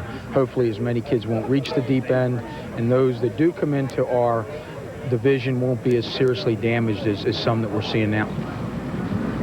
Slated for major renovation with almost $8 million in construction money this fiscal year. It also won a long-fought battle to have teenagers tried as adults and not always incarcerated at Ferris just because of their age. In the past, a youngster might be found to be an adult in the eyes of the court and go to the superior court, but once they were sentenced, they came back here. And we're saying, well, if you're an adult in the eyes of the court, we ought to have some option about whether or not you're an adult in the eyes of the correction system. And for those youngsters who really don't want to participate in a rehabilitation program, which is what we have, they really belong in the adult system. In addition, the Department of Correction can also consider detaining youths awaiting trial in adult jails. Officials say escapees from Ferris were convicted by adult courts but sent to the youth detention center. Well, the preliminary hearing is history, and the man who once stood taller than any football player in history will now stand trial for murder. But not everyone thinks O.J. Simpson should be in court. Carl Konevsky samples who they are in this edition of Bylines. The most common sentiment, if he's guilty, he deserves to be punished, but I sure hope he's innocent. This point of view usually comes from people who remember the juice from the field, from TV commercials, or from movies. But now studies show memories of O.J. don't matter with regard to your opinion of his guilt, just the color of your skin does. William Raspberry cites a CNN Gallup poll showing 2/3 of white Americans thinking Simpson is guilty, while 3/5 of the black population insist he's not. How, he asks, can two groups of people watching the same televised proceedings, reading the same newspapers, and hearing the same evidence reach such opposite opinions? Raspberry wonders if white people, less invested in Simpson's fate, are being objective, while blacks are being emotional. He's bothered that we've come to the point where color is of such importance as to override every other consideration, rendering us incapable of a shared reality. Ellen Goodman shares the same concerns. She says when former Washington Mayor Marion Barry was arrested on drug charges, most of white Washington agreed the police had caught him. Most blacks said he was set up. When the first Rodney King jury acquitted the police officers, there was a biracial cry of foul. But after the violence, blacks referred to the uprising, whites called them riots. Ellen puts it in everyday perspective. If a white woman crosses the street to avoid a group of blacks, she sees it as rational. If a black man in a Mercedes is pulled over by a policeman, it's racism. Moving on now to a far different and, yes, much less important sports tragedy. Once again, it looks like we're about to be faced with a work stoppage in Major League Baseball. Interesting, a work stoppage for a game. In today's Inquirer, David Bolt says if the players strike, maybe we should change baseball as we know it before starting it back up. He readily admits he has no idea what fans would do, but just the idea that changes could be made excites him. Just think, the designated hitter could be outlawed and natural grass could be mandatory. Finally, the editors of the News Journal know what fans could do in the event of a strike. We won't miss our daily baseball fix, thanks to the Blue Rocks. They say since opening day last year, the Rocks have made life bearable for fans who've soured on the big business of the major leagues. So go ahead and strike, comes the cry from Frawley Stadium fans. As long as the game remains pure in Wilmington, we'll even promise to be nice to the guys with the yellow shirts in the parking lot. That's Bylines. I'm Carl Konevsky. Well, a possible conflict of interest is highlighting the first day of confirmation hearings for President Clinton's Supreme Court nominee. We'll talk about the Stephen Breyer hearings when 12 Tonight continues. 12 Tonight is being made possible in part by the WHYY News and Information Fund, generously supported by the following companies. Delaware Trust proudly supports public television because quality programming makes such a difference in each of our lives, and that's what matters to us. Well, Supreme Court nominee Stephen Breyer is defending himself against charges of conflict of interest. Breyer told the Senate Judiciary Committee that he violated no ethics laws or standards when he ruled in certain environmental cases as a federal appeals judge in Boston. Now, Breyer held substantial investments in the Lloyd's of London insurance company back in the 1980s. During those years, he ruled on toxic waste cleanup cases in which Lloyd's and its investors had a financial stake but were not directly involved. Breyer plans to divest any personal holdings in the insurance companies to eliminate even the appearance of a conflict. On hand tonight to discuss this is the head of the Criminal Justice Department at the University of Delaware, Ken Haas. And what about this? Even if he divests now, this happened in the 80s, can we still have a conflict of interest? Not if he recuses himself and doesn't decide certain cases, which is what he said today. I didn't see much of these hearings, and in fact, they haven't attracted that much attention compared to the usual hearing process. But he seems to have admitted in his opening statement that perhaps his not recusing himself, his taking part in these cases in the past, may have at least appeared or given the appearance of having been a conflict of interest. And that's bad enough in and of itself, as far as I'm concerned. He seems to be pledging to do something different now on the Supreme Court than he did on the U.S. Court of Appeals. Now, it doesn't look to be at all serious, and he's getting lavish praise from senators of both the left and the right. But this is one of several things that have some people a little concerned about this nomination. Not that there's any sign of any problem yet. So I don't know all the details about these alleged conflicts, but it would appear to me that they're not too serious, but they might give us some room for thought. Now, this is the only indication of any of his past court rulings. Why haven't they come up, and what can we learn from any of his past rulings? Well, I don't know why there hasn't been more to do about this particular nomination. The last time one sailed through this smoothly was the nomination of Justice Scalia by Ronald Reagan in 1986. And Senator Biden fawned over him, much as he fawned over this nominee this morning. And Scalia has emerged as one of the most doctrinaire, right-wing, inflexible justices in the history of the Supreme Court. It's kind of a puzzle to me why at certain times the media will focus on certain nominees and other times not. As far as what we can learn about him on the U.S. Court of Appeals, there's much to be learned, but there's, of course, much not to be learned. One problem is that he's never ruled on a number of hot-button issues that other judges who have been nominated have ruled on. For example, none of the 3 states that make up the First Circuit, where he's been a judge for the past 14 years, has the death penalty. The states are Massachusetts, Maine, and New Hampshire. None of them has the death penalty, so he's never ruled on any aspect of the death penalty. He's also never ruled squarely on an abortion case. But let me cite one abortion-related case that should give liberals and those who support abortion rights some pause. A case called Planned Parenthood versus Bellotti in 1989. In that case, at issue was the Massachusetts parental consent law, which requires the consent of both parents or a judicial bypass. The 2 judges who made up the majority in that case wanted to send the case back to the lower court, the federal district court, to develop facts to show just how this law was actually affecting young girls, children in this case. And the thought that perhaps those facts, when brought out, might cause the court to take a different look at this case and possibly render the law unconstitutional. In a very rare for him dissent, Judge Breyer disagreed and said he saw no possible facts that could emerge that could possibly change the current Supreme Court doctrine. Well, 2 judges, and I must say after reading the case, I disagree strongly with that. I don't think that there would have been any harm in letting those facts come out, and I don't think it would have been any intrusion on states' rights or any federalism interest. Now, the fact that he dissented in that case, which involves abortion rights, is, as I say, a great concern because he hardly ever dissents. He's known as the moderate conciliator, consensus builder. And so the fact that he, of all people, would dissent, something he rarely did on the Court of Appeals, makes me think that he might be a lot more conservative in some of these issues involving abortion and women's rights than people realize. Are there ways to find this out during the confirmation hearings? Hopefully, if the senators and their staffs have done their homework well, some of these things might come out, but he's been undergoing the usual training as to how to evade answers, how to evade questions, and how to give evasive answers, I should say. I think he'll use the same tactics that Souter did and Scalia did, and without this kind of publicity that we've gotten in some of these nominations, I think he'll sail through quite easily. Let me mention one other case that gives me great concern, a Fourth Amendment case, a case called United States versus Ramos Morales, decided in late 1992. In that case, DEA agents had arrested a man in his car, and they took him away. They made what we call a custodial arrest.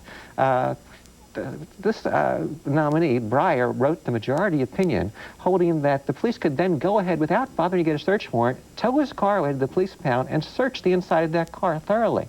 Now, there's plenty of time to get a search warrant, but he ruled, in effect, that the general idea that the police ought to be able to tow a car away, it might be the object of a theft, or it might be blocking traffic, was enough to allow them to tow it. The dissenting judge pointed out that this ruling would give the police the right to search the car of any motorist they arrested at any time. And in fact, I can tell you, the U.S. Supreme Court has not gone that far in doing away with the warrant requirement. So in the criminal law area and the abortion area, I think there are some concerns. Moreover, I'll say this, there's no question but that this guy will move the court further to the right than it is now. There are very few issues in which he would not be more conservative than Justice Blackmun. Bill Clinton told us that he was going to give us a practicing politician, somebody like a Mario Cuomo or a Bruce Bass, Babbitt. You also mentioned Richard Arnold from his own 8th Circuit U.S. Court of Appeals in Arkansas.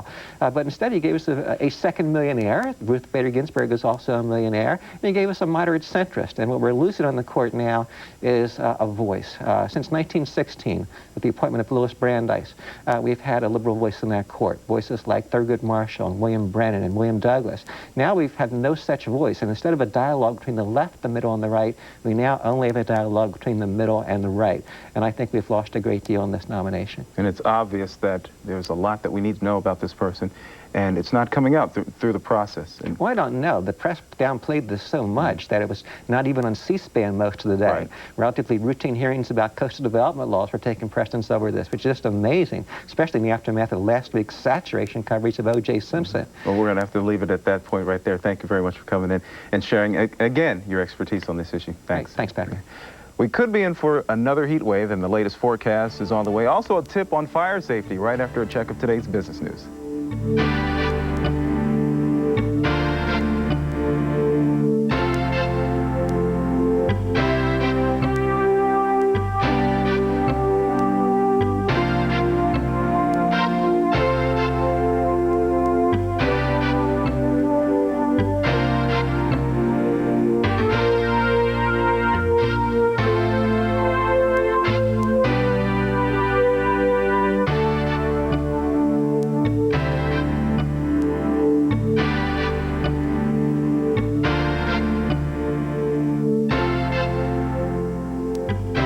More and more people are building homes in woodland settings, in or near forests, rural mountains, or remote mountain sites. Homeowners enjoy the beauty of the environment, but face the danger of wildfire. My definition of a wildfire is the potential of a fire going completely out of control, consuming hundreds or thousands of acres of woodlands, of homes, and of property and people.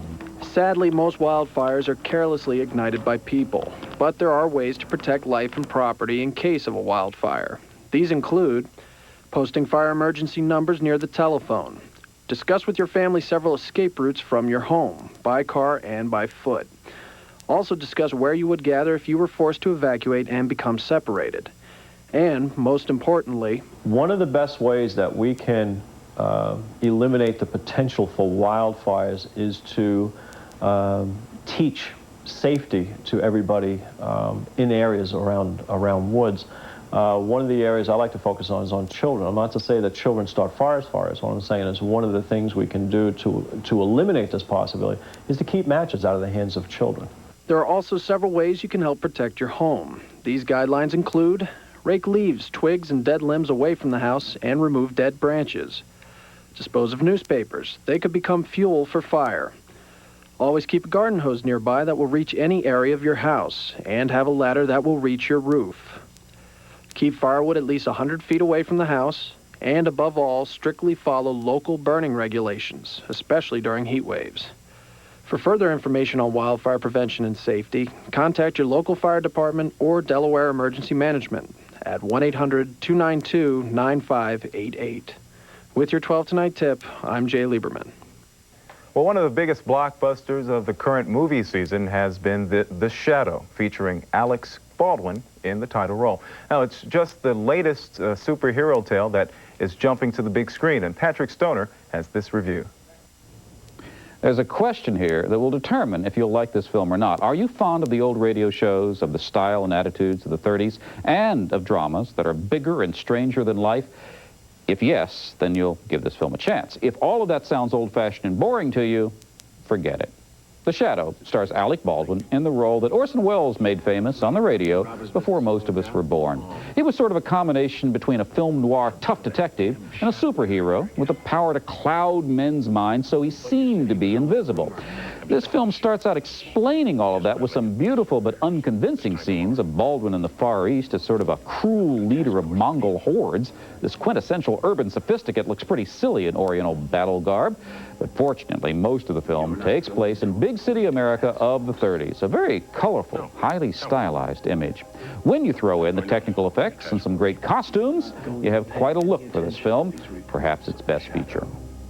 You committed murder, Duke. Now you're going to confess to it. You will, Duke, because don't, I'll be there. I'll be there, around every corner, in every empty room, as inevitable as your guilty conscience. You don't scare me!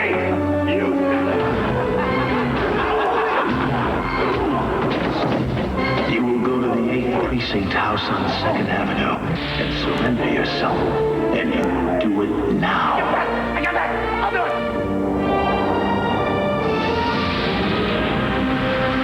Penelope Ann Miller plays the young sophisticate who's the only one capable of seeing through the shadow's mind power, giving the film its few ventures into humor and romance as she and Alex spar. The plot is both rather convoluted and ultimately not that interesting. This is more of a film for those who simply love the ambience of the time, the spirit of the genre, and spectacle of the look, whether special effects or just beautiful shots. Since I'm in this latter category, I enjoyed it. And on my 4-star scale, give The Shadow a knowing 3. I'm Patrick Stoner. Well, another good day to be outside today, if you're just walking or working or even waiting for the bus. Today's high hit 88 degrees with a low dropping this morning to 63, and there are your records right there. Currently outside, 86 is the temperature, relative humidity at 57%, wind out of the southwest at 10, and the barometer is dropping to 30 from 30.03. Now, around the country, we had some showers and thunderstorms forming again today in the Midwest and the Southeast. Now, hot in the Southwest with a cooling trend of sorts in the West, but not too bad in the East as we enjoyed what we were seeing.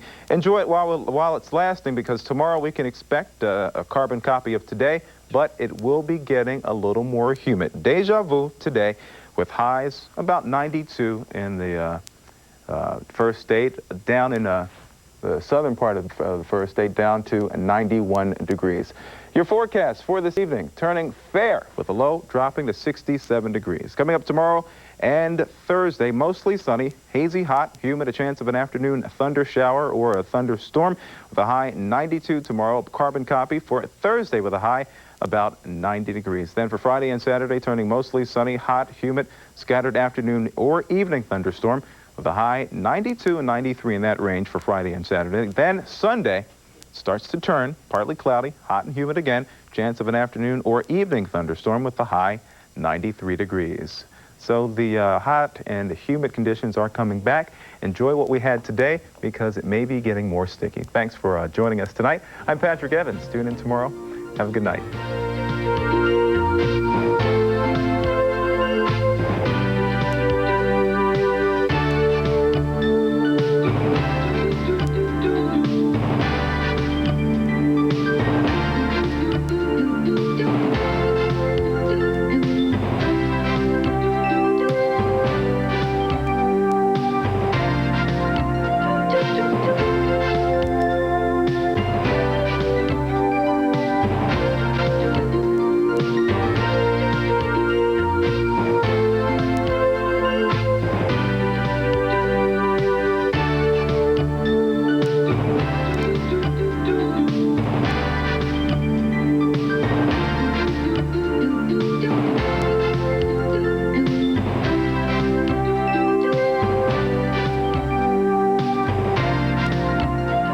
12 Tonight is made possible in part by the health insurance company with headquarters right here where you live. Local perspective from your local health insurer, Blue Cross Blue Shield of Delaware.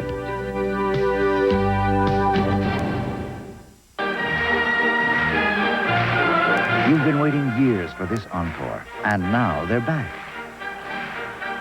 Jose Carreras, Placido Domingo, Luciano Pavarotti, and Maestro Zubin Mehta together again for the reunion concert from Dodger Stadium in Los Angeles.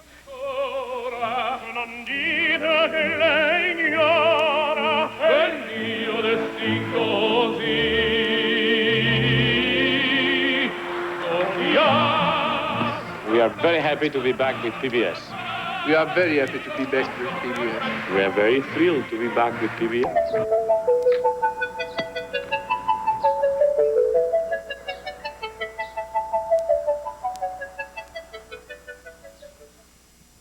Today's Reading Rainbow books are Mrs. Katz and Tush by Patricia Polacco, a Bantam Little Rooster book.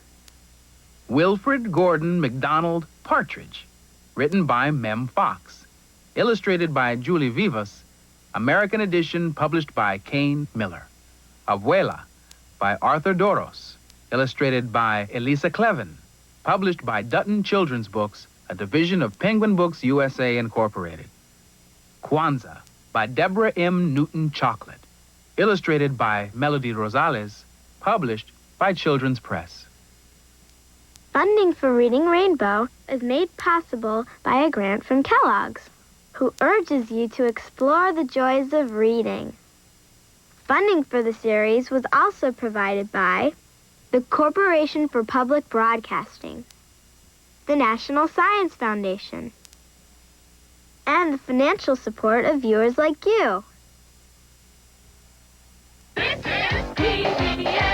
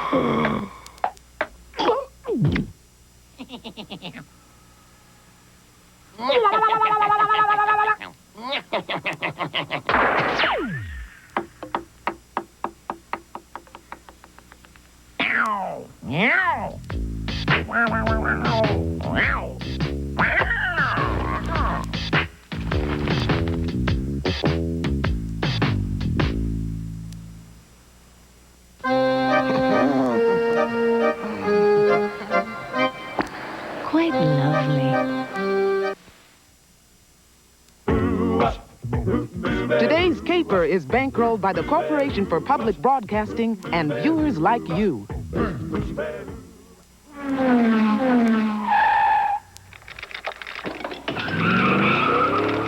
This program is brought to you by Toyota.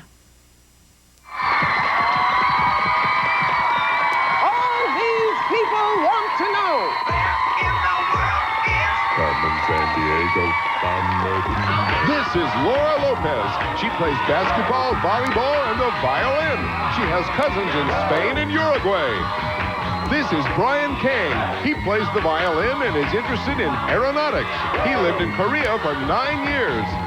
This is Diana McAllister. She plays soccer and collects comics. She once saw a calf being born at her aunt and uncle's farm. And this is Wonder Rat, Carmen's wicked whiskered windbag.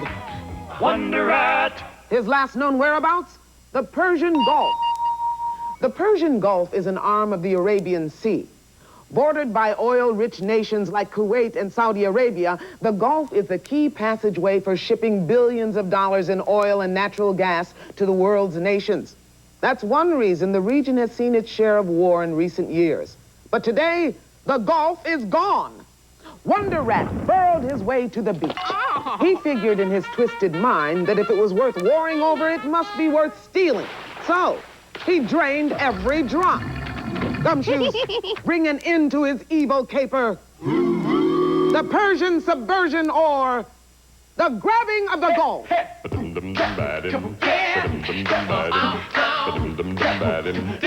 And here's Acme's senior agent in charge of training new recruits, Greg Lee. Hey, guys. Thank you very much. Hi, Laura. Hi, Brian. Diana, how are you guys? Nice to see you. Listen, I just want to remind you, if one of you catches Carmen Sandiego today, you're going to get that trip to anywhere in North America, and that isn't bad. Yeah.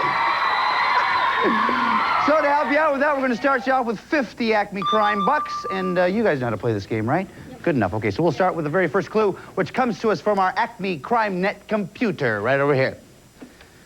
Usually this thing's a little difficult to get started, so I'll just give it a little... There we go. Let's see what this says. It says Bee Fetish Market. Oh, yeah, I know what this is. It's in the African capital city of Lomé. Now, dealers in the market sell things like porcupine skins and monkey skulls for religious purposes. Let's just see what's in here. Oh, yeah, look at that. Talk about a monkey skull, huh? Look at that thing, huh? Wait a minute. It says, Wonderette tried to sell the stolen gulp at our market. We told him to scram or we'd sell his tail. He beat it for our western border with Ghana. All right, that's great. Is that right? That right. All right, guys. Name the country, if you will, please. Is it Togo, Nigeria, or Liberia? Remember the clues that we heard. Capital of the country is Lomé, Bee Fetish Market, and western border with Ghana. Knew that was going to happen. Okay, everybody's ready? I guess they're not quite ready. You guys ready? You got your answers? I thought you did, and then you didn't. And now you are ready. Okay, Laura, what do you think? I said Liberia. Liberia. What do you think, Brian? I said Togo. Togo. Diana? I said Liberia. Liberia. The answer we're looking for is Togo. Nice job, Brian. As you know, we give you 10 crime bucks every time you answer a question correctly, so that means, Laura, you have 50, Brian has 60, Diana 50 crime bucks. Okay, for our next clue, we now turn to one of the most famous of our informants, the stool pigeon. Okay, Stoolie, spill the beans.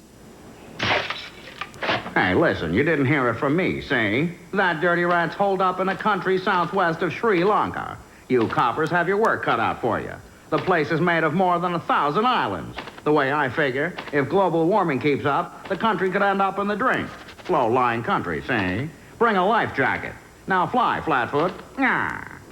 Okay, guys, name the country, if you will, please. Is it Malaysia, Indonesia, or Maldives? Remember the clues that we heard. Southwest of Sri Lanka, low-lying islands threatened by global warming, and over 1,000 islands. Everybody's ready. Laura, what do you think? Maldives. Maldives. What do you think, Brian? I said Indonesia. Indonesia. Diana? I said Maldives. Maldives. The answer we're looking for is Maldives. Yeah. Nice job, ladies.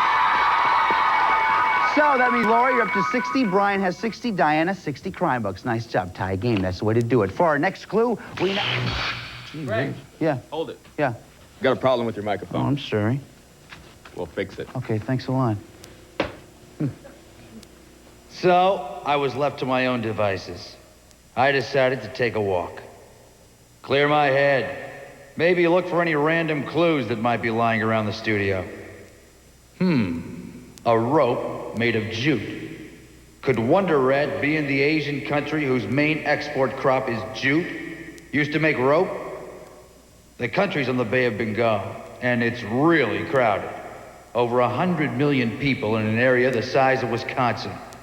If I could only find another random clue. Perhaps this was that clue. After all, in that same country, many women wear these wrap dresses called saris. It wasn't much, but it was enough to go on. It is amazing how a little stroll like that can put things into perspective for you. Okay, guys, name the country. Is it Bhutan, Bangladesh, or Pakistan? Remember the clues that we heard? Very densely populated country on Bay of Bengal, and main export crop is jute. Everybody's ready. Laura, what do you say? I said Bangladesh. Bangladesh. Brian? I said Pakistan. Pakistan. Diana? I said Bangladesh. Bangladesh. The answer we're looking for is Bangladesh. Nice job, ladies. So that means, Laura, you have 70, Brian has 60, Diana 70 crime bucks. Nice job, guys. That's the way to do it. For our next clue, you guys know what that means. It's time for the lightning round. These questions all have to do with Wonder Rat's most recent known whereabouts, which is Bangladesh. For every correct answer, we give you five crime bucks. Hands on your buzzers. Listen carefully. Here we go. Now, we know that Bangladesh is slightly smaller than Wisconsin. Is Bangladesh home to half as many people as Wisconsin, twice as many people as Wisconsin, or half as many people as the entire USA? Diana? I said twice as many. Sorry, that's not the answer we're looking for. Laura? Double as many. Double as many? Judges, can we accept that? More specific, please. The choices were half as many people as Wisconsin, twice as many people as Wisconsin, or half as many people as the entire USA? Twice as many people. Judges? I'm sorry, we can't accept that answer. Brian? Half of the people of Wisconsin. Sorry, that's not the answer either. The answer is half as many people as the entire USA. That's a lot of people, okay? It's up right there, guys, sorry. Question 2. In the US, there's an average of about 1 television set per person, but things are different in Bangladesh. Is there about 1 television for every 5 people, 1 for every 50 people, or 1 for every 350 people? Laura? 1 for every 550 people. Let me give you the choices again. 1 for every 5 people, 1 for every 50, or 1 for every 350? 1 for every 50. Sorry, that's not the answer we're looking for. Diana? 1 for every 5 people. Sorry, that's not the answer we're looking for. Brian? 1 for every 350 people. Is right. Nice job, Brian. 5 for you. They're a little wordy, I know. It's not the easiest thing. Sorry. Question 3. Traditionally, what do people in Bangladesh do before boarding a ferry to ensure a safe trip? Break a champagne bottle, give money to a beggar, or toss coins into the sea? Laura? Toss coins into the sea? Sorry, that's not the answer we're looking for. Brian or Diana? They break a champagne bottle, give money to a beggar. Diana? Give money to a beggar. Is right. Nice job. 5 for you. That was a little rough. Okay, that means at the end of the lightning round, Laura, you have 70, Brian has 65, Diana 75 crime books. This is nice. This is the way this ought to work. And, you know, this is really strange. Normally, this is when the chief asked me to come into her office. I don't know if you've noticed this or not, but just let me, if you guys don't mind, just let me check on her. I'm a little bit worried. Nothing serious, just let me check. Hiya, Chief. Listen, I was expecting you to call me in. Well, I couldn't, Greg. My intercom doesn't work. And look, my magnifying glass won't magnify. The blotter won't blot. Well, I can't even open my drawers. Chief, listen. Maybe your desk is out of gas, huh? When was the last time you had it filled? Well, you know, I've been so busy, I haven't even thought about it lately. Look here, this is your problem. It's bone dry, huh? I'll fill it up for you. Oh, thanks. And while you do that, I'll tell the home viewers about the contest. Every time you watch the show, write down what got stolen and from where. When you've collected 4 loots and locations, write them down on a postcard with your name and address and send it to Acme Crime Net, P.O. Box 4300, New York, New York, 10163. That's right. Every day, we'll pick 5 people whose lists are correct and send them each a Carmen t-shirt. Here's your one today.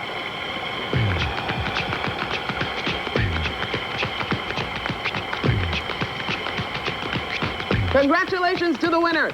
Heck of a deal. Yeah. All right, full tank there, Chief. Okay. All right, same as always. There you go. Keep the change. Thank you. Drive safely. You bet. And don't play your radio too loud. You know what happened last time. See ya.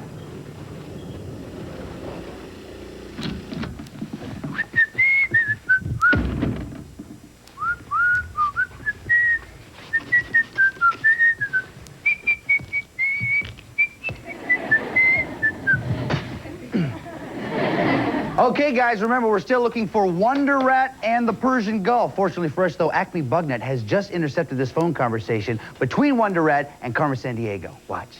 You'd better take the Gulf on the lamb. I am on the lamb, Carmen. I've been in 4 countries in the last 8 minutes. I mean the Lamb Sea. That's what the local people used to call it anyway. The sea is officially part of Russia, so you see its modern Russian name on maps. Head for Sakhalin Island. Gee, you think I'll run into any of my faithful, devoted fans, Carmen? No, they're both in prison. But keep your claws out of the water. The sea is full of crabs. Hey, crabs love me. I'll get a crustacean ovation. Okay, guys, name the sea if you will, please. Is it Sea of Okhotsk, Sea of Japan, or the Bering Sea? Remember the clues that we heard. Officially part of Russia, used to be called the Lamb Sea, and borders Sakhalin Island. All right, come up with an answer as quickly as you can. Pretty fast, guys. Laura, what do you think? The Bering Sea? The Bering Sea. What do you think, Brian? I said the Sea of Okhotsk. Okhotsk. Diana? I said the Sea of Okhotsk. Okhotsk. The answer we're looking for is the Sea of Okhotsk. Nice job, guys. Yeah. So that means Laura, you have 70, Brian has 75, Diana, 85 crime bucks. That's the way to do it, guys. For our next clue. Wait a minute, that can only mean one of two things. Either our septic tank is overflowing again, or it's time for the plastic diver guy. Go! He lives a life of danger, our underwater ranger, the one and only plastic diver guy. What's up, BDG? I traded my diving boots for climbing shoes, and I spotted Wonder Rat on Mount Whitney. Good thing I brought my air supply along. That altitude was a killer. It's the highest peak in the continental U.S. and part of a more than 400-mile-long granite mountain range in the western USA. Oh, no, Greg, it's the ominous music. What am I gonna... Oh, The one and only plastic diver guy. Plastic diver guy. Thank you very much. Thank you.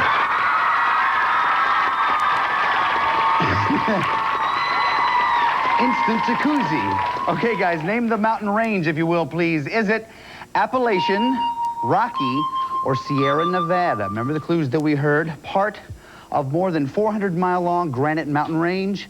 And everybody's ready. Laura, what do you think? I said the Rocky Mountains. Rocky Mountains. Brian. I said the Rocky Mountains also. Rocky. Diana. I said the Rocky Mountains also. Everybody said Rocky. Everybody's wrong. Sorry, guys. It's the Sierra Nevada. Yeah, tough break there. Okay, so that means, Laura, you stay at 70. Brian stays at 75. Diana stays at 85. Now, we've just received word that Wonder Rat has left the Sierra Nevadas. So let's pick up. All these are worth 5 crime bucks. Hands on your buzzers. Listen carefully. Watch the monitor. Here we go. Wonder Rat made his getaway to the point farthest below sea level in the U.S. Name the national monument. Laura. Death Valley. Is right. Then he charged into the capital of California. What city is he in, Laura? Sacramento. Is right. Next, he poked his nose into Oakland. What bay did he bathe in, Laura? San Francisco Bay. Is right. He headed for the hills of Hollywood. What county is he in? Diana. Angeles. Is right. Wonder Rat zoomed south to the Mexican city just across the border from San Diego. Name it. Diana. Tusco. Sorry, it's Tijuana. That means at the end of the chase round, Laura has 85, Brian 75, Diana 90. Give him a hand, you guys. Woo. Good round, good round. Okay, so now it's time for the final clue of this round, which means you guys have to decide how much you want to risk. If you're right, we'll add that amount to your score. If you're not right, we'll subtract it from your score. You can risk 0, 10, 20, 30, 40, or 50 Acme crime bucks. Take a look right over here, if you will, please. Here's a portion of the world where we think Wonder Rat is headed. Now, if you think you know a lot about this part of the world, you may want to risk a lot. If you don't know very much about it, though, you may not want to risk quite so much. So, take a look at the map and think about it. How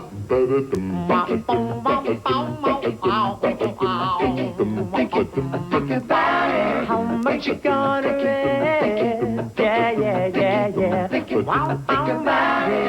Okay, looks like everybody's ready for our last clue. We turn to field agent KRS-1 from Acme BDPnet. Yo, Gumshoes, Wonder Rat is in a city in western Scotland whose name means beloved green place in Celtic. But it's not all green. It was once buried under factory smoke, but nowadays a lot of the old industry is gone. It's become a major cultural center with galleries, theaters, music, you name it. But hurry, Gumshoes. That villainous vermin has been biting bagpipes all over town. Thanks, Chris. Okay, guys, name the location, if you will, please. Is it Glasgow, Wick, or Inverness, sorry. Remember the clues that we heard. In western Scotland, once a major industrial center, and name means beloved green place in Celtic. Everybody is ready. Brian, you have 75 crime bucks. We're going to start with you. What do you say? I mean, before you show us your answer, how much did you risk? I risked 50 crime bucks. Good job, Brian. You know the game better than I do. What'd you say? I said Glasgow. Glasgow is right. Nice job, Brian. Good job. That takes you up to 125. Laura, you have 85 crime bucks. I noticed you clapping there when Brian got that one right. How much did you risk? I risked 20 crime bucks. 20 crime bucks. What'd you say? I also said Glasgow. Nice job, Laura. Good. Diana also looks pretty happy. She has 90. She risked 30. What'd you say, Diana? I said Glasgow. Nice job, everybody.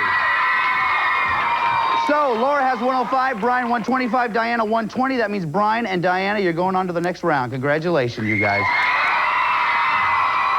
Laura, listen, you have nothing to be ashamed of. You were into this thing the whole way. You just didn't quite risk enough at the end, but you have nothing to be ashamed of. You did a great job. We've assembled a kit that's going to help you in your next case. Chief. You've worked so hard today, and we really are grateful. In fact, I stayed up half the night assembling this Acme travel kit so you can sharpen your skills on your next case. Inside, you'll find an atlas, the official Carmen watch, a Carmen t-shirt, a subscription to National Geographic World magazine, and this world ball. Now, this is a precise instrument, and I do not want to see you out on the court bouncing this thing around. Unless, of course, you invite me along. Okay, guys, now it's time for you to go to Glasgow to try to find Wonder Rat and the Persian Gulf. You guys all packed, ready to go? Yep. Okay, Brian, if you'll grab the door. If you wouldn't mind taking my hat. No problem. Head out the door, take a right. We are on our way. I got to pick up some tweezers.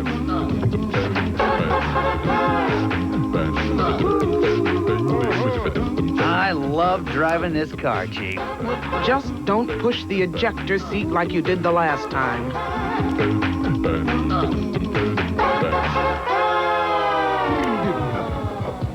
Okay, guys, here we are in Scotland. Take your positions right over here. Now, the chief has sent me with some very important information, so listen very carefully while I plug this in for you. Gumshoes. There are 15 places in Scotland where you might find Wonder Rat, the Warrant, or the Persian Gulf. Let's look at a few of them. First, the prehistoric standing stones of Callanish. People have long guessed about their purpose, but no one knows for sure. Leave no stone unturned. Take a horse-drawn ride through Glasgow Green with these agents from Acme Clippity-Clop-Net. Those clever, hoof-mounted feather dusters look spiffy and keep the streets clean. Bagpipes are the national musical instrument of Scotland, and today's pipers range from the traditional to the, let's say, not so traditional. And finally, a person's home is their castle. And in Scotland, you'll find hundreds of castles, some dating back to the 12th century. Just remember, a crook's home is a jail cell, and that's where I want Wonder Rat. Now, that's your briefing, Gumshoes. Scoot into Scotland and bring back the Persian Gulf. Thanks, Chief. Okay, guys, just as a reminder, you have to find the loot, the warrant, and the crook in that order in a single turn in order to get a chance to try to catch Carmen Sandiego. You catch her, you get the trip, okay? Brian, you were ahead at the end of the last round. You go first. River Clyde. River Clyde. Okay, nothing there, but we're on our way. Diana. The Third Eye Center. Third Eye Center. Sorry, nothing there. Brian. Fisher Biggin. Fisher Biggins. Sorry, nothing there. Diana. Fiddle the Tune. Fiddle the Tune. Gobble go. Nice job. You get a free turn. Go ahead, Diana. Robot Olympics. Robot Olympics. Wonder Rat. Nice job. You found the loot. You found Wonder Rat. Remember, though, you have to go in the right order. Loot, warrant, crook. Be careful. Okay, Sweetheart Abby. Sweetheart Abby. Abby, that's fine.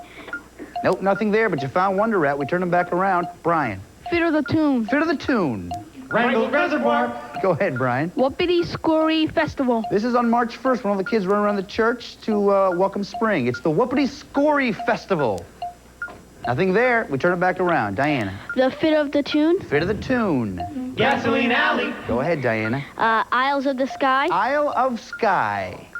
The Warrant. Ooh, you found the loot. You found the warrant. Do you remember where Wonder Rat is? Robot Olympics. I think she does. Is he still at Robot Olympics?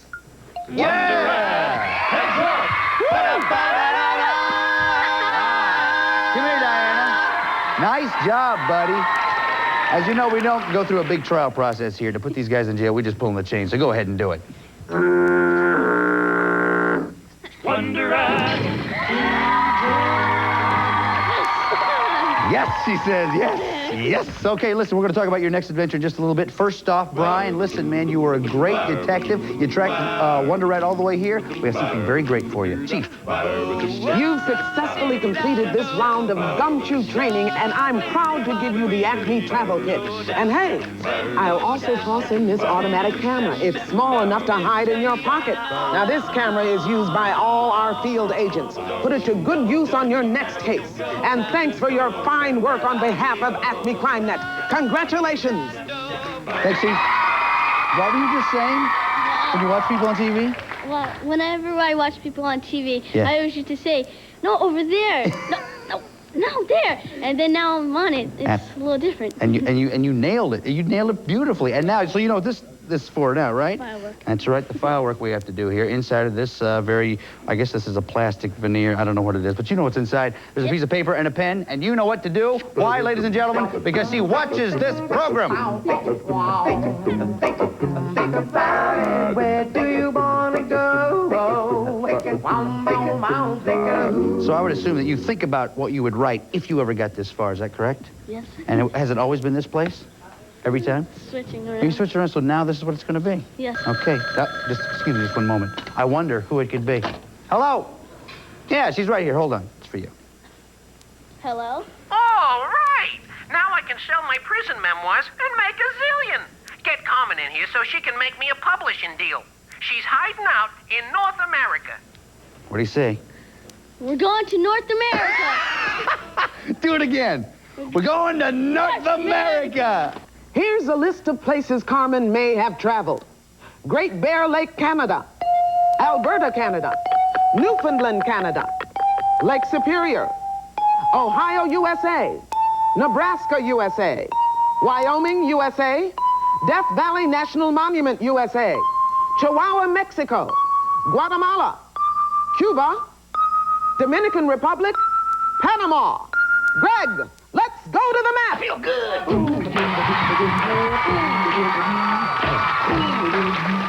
All right, come here. Come over here. You know what you have to do, right? Yeah. What? Catch Carmen. Yes, you do. But there's a few details I got to go over, though, right? Yep. Okay. First off, you have to identify 8 locations in 45 seconds. If you put it in the right place, you'll hear this sound.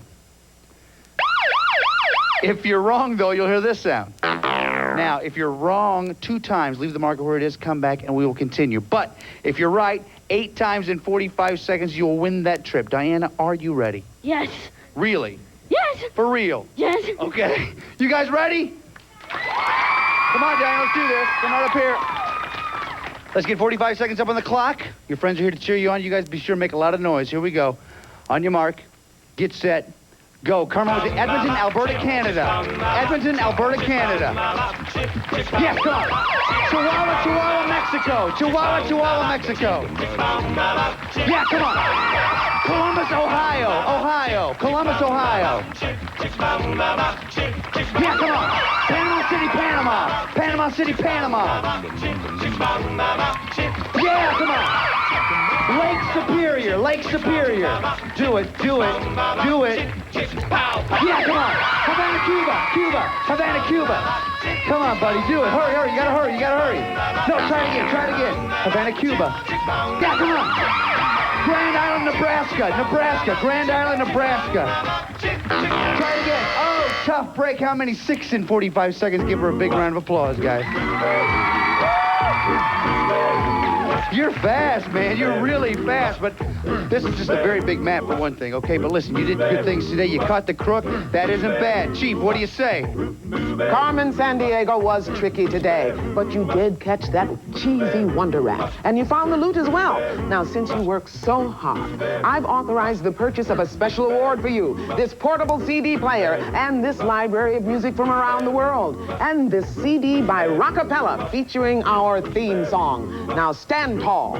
You are a member of a very special group. You are a sleuth. Congratulations. Our party. Nice, right? Nice. Very nice. Listen, you've been doing some great stuff for us today. There's one more thing I want you to do. You know what it is?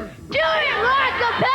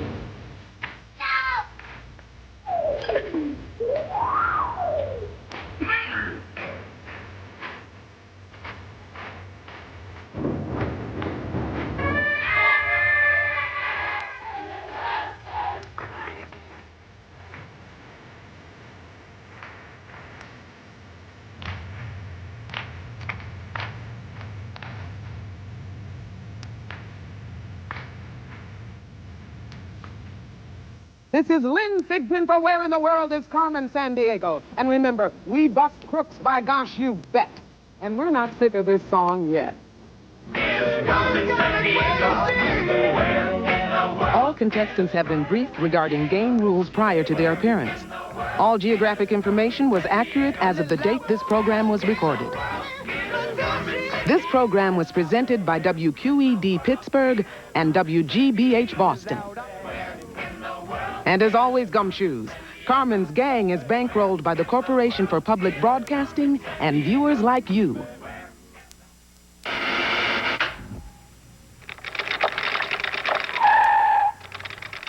This program was brought to you by Toyota. This is PBS. Tock, tick tock, tick tock. It's time! This is Toronto International Airport information, Delta. Here it comes.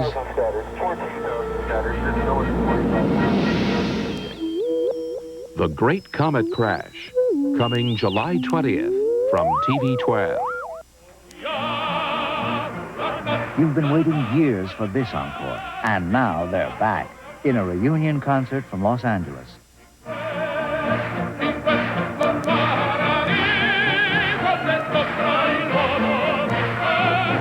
Carreras, Domingo, Pavarotti, with Meta, the three tenors in concert 1994, here on public television. See it live, Saturday night at 11, then again Sunday at 8 p.m.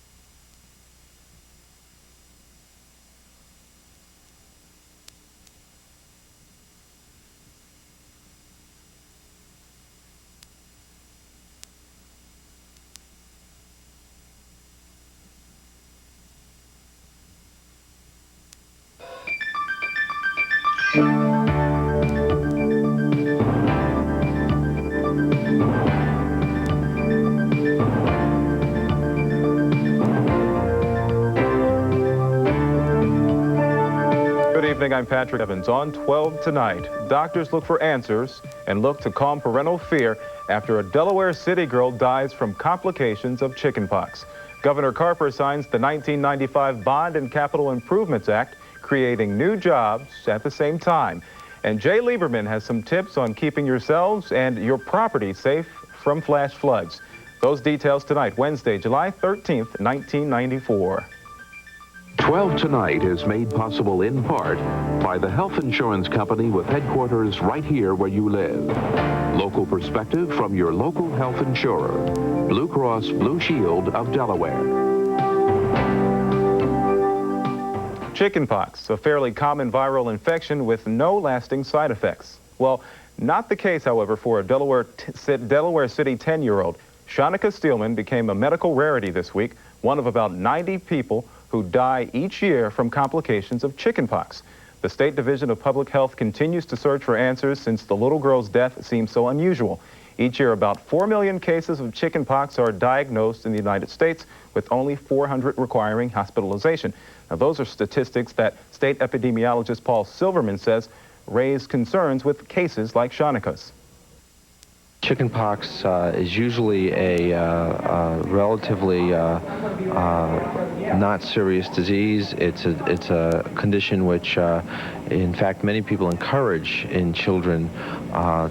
Serious complications are very rare. So I think while we're concerned about this, and it raises issues about Infectious disease is still being an important problem in this country. It's clearly an event which is quite unusual, and provided that a child is under the care of a physician, that's about all you can do with chickenpox. Well, Silverman stresses there is no need for parental panic. He says there is no new, more powerful strain of virus in Delaware. Signs of the virus include a rash of small red bumps, which turn into clear, fluid-filled blisters. Children may also experience a fever, loss of appetite, and fatigue. Silverman urges parents to contact a doctor if they think their child has chickenpox. Well, officials are grappling with something far more deadly to Delaware children than chickenpox or any other disease. Tom Hubbard is here now and reports on a killer that can be prevented. Tom? About 8,000 children across the country every year die not from disease, but from something that until recently wasn't really recognized for what it is. Preventable injuries to children cost the healthcare system almost $14 billion a year. The problem was recently placed near the top of Delaware's healthcare priority list. Summertime means playgrounds and swimming pools for kids out of school. But it's the injuries they're victims of that has a crowd of state officials trying to attack the problem. Preventable injuries are the leading cause of death and disability to the nation's children. This is what's killing the children. Injuries. Not cancer, not infectious disease, not AIDS. Just last week, an 8-year-old boy drowned at this Wilmington boat ramp. That tragedy among the top 3 preventable killers of Delaware kids. If you take the top 3, motor vehicles account for 1 in 2 deaths, fires account for 1 in 5, drownings 1 in 10. Between 1987 and 1991, 45 children died on Delaware roads. That was 37% of all child fatalities. At the same time, fire caused 19%. Top state health officials pegged preventable injuries to children as a high priority in their latest public policy plan. I think for many people that's surprising. Injuries are taken for granted.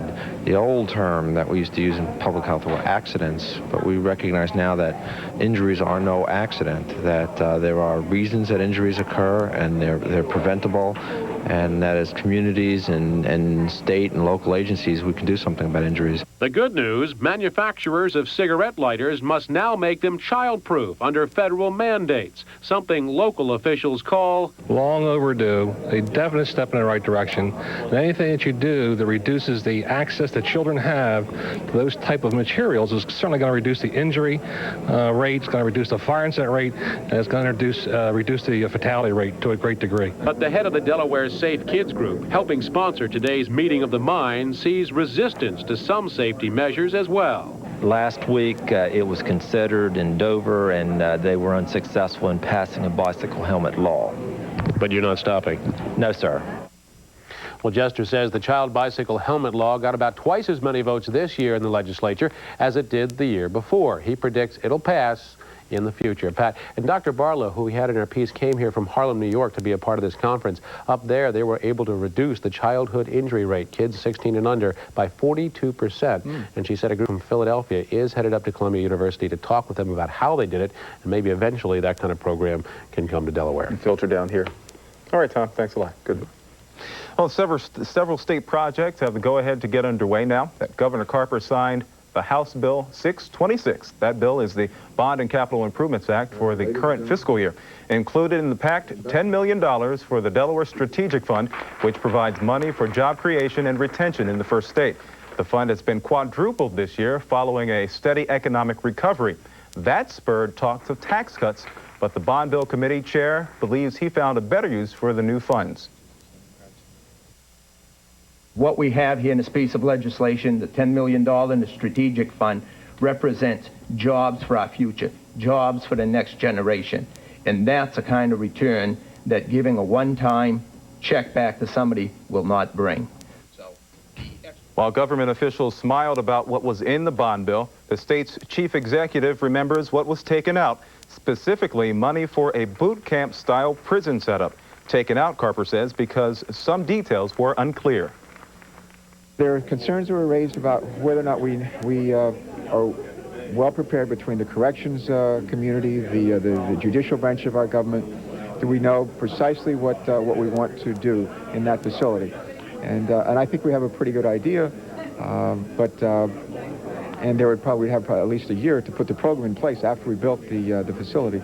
So I think eventually we'll come back. We'll have boot camps in our state. They will be effective in helping to ensure that first-time offenders don't become second and third and fourth-time offenders. Today's bond bill signing took place at Electronic Payment Services Money Access Services Incorporated, the folks who bring you Mac services. The company, considered one of the fastest growing in Delaware, received $125,000 from the bond bill.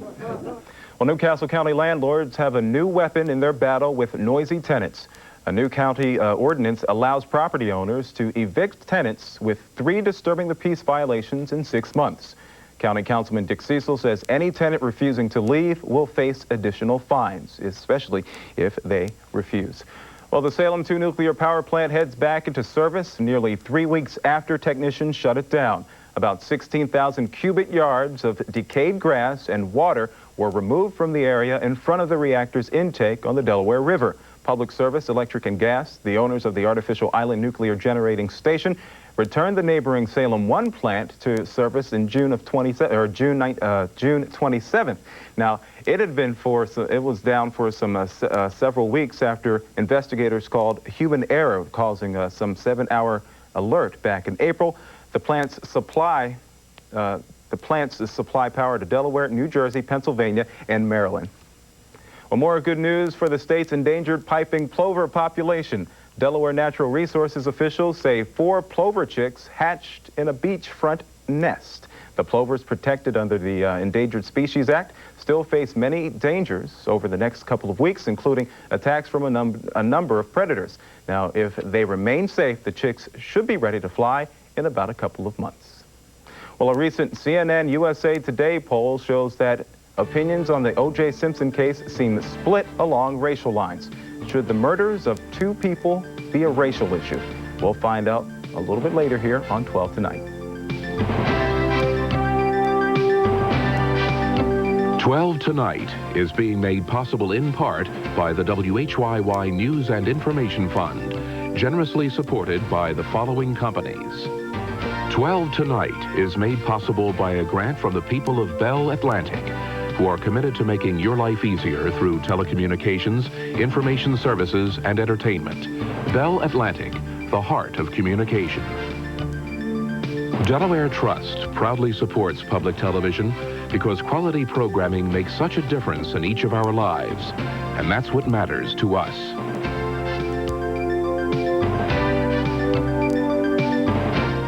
Well, a CNN USA Today telephone poll suggests that people are split along racial lines over the O.J. Simpson case.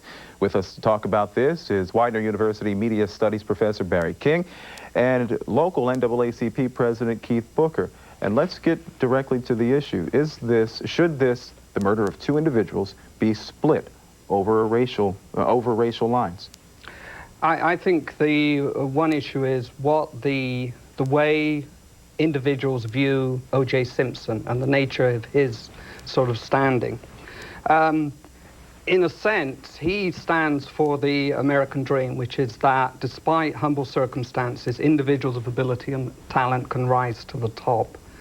He's a likable and attractive individual, and I think very much the effect of his personality and persona is creating a sort of an incredibility situation where people don't believe that this particular individual can do it.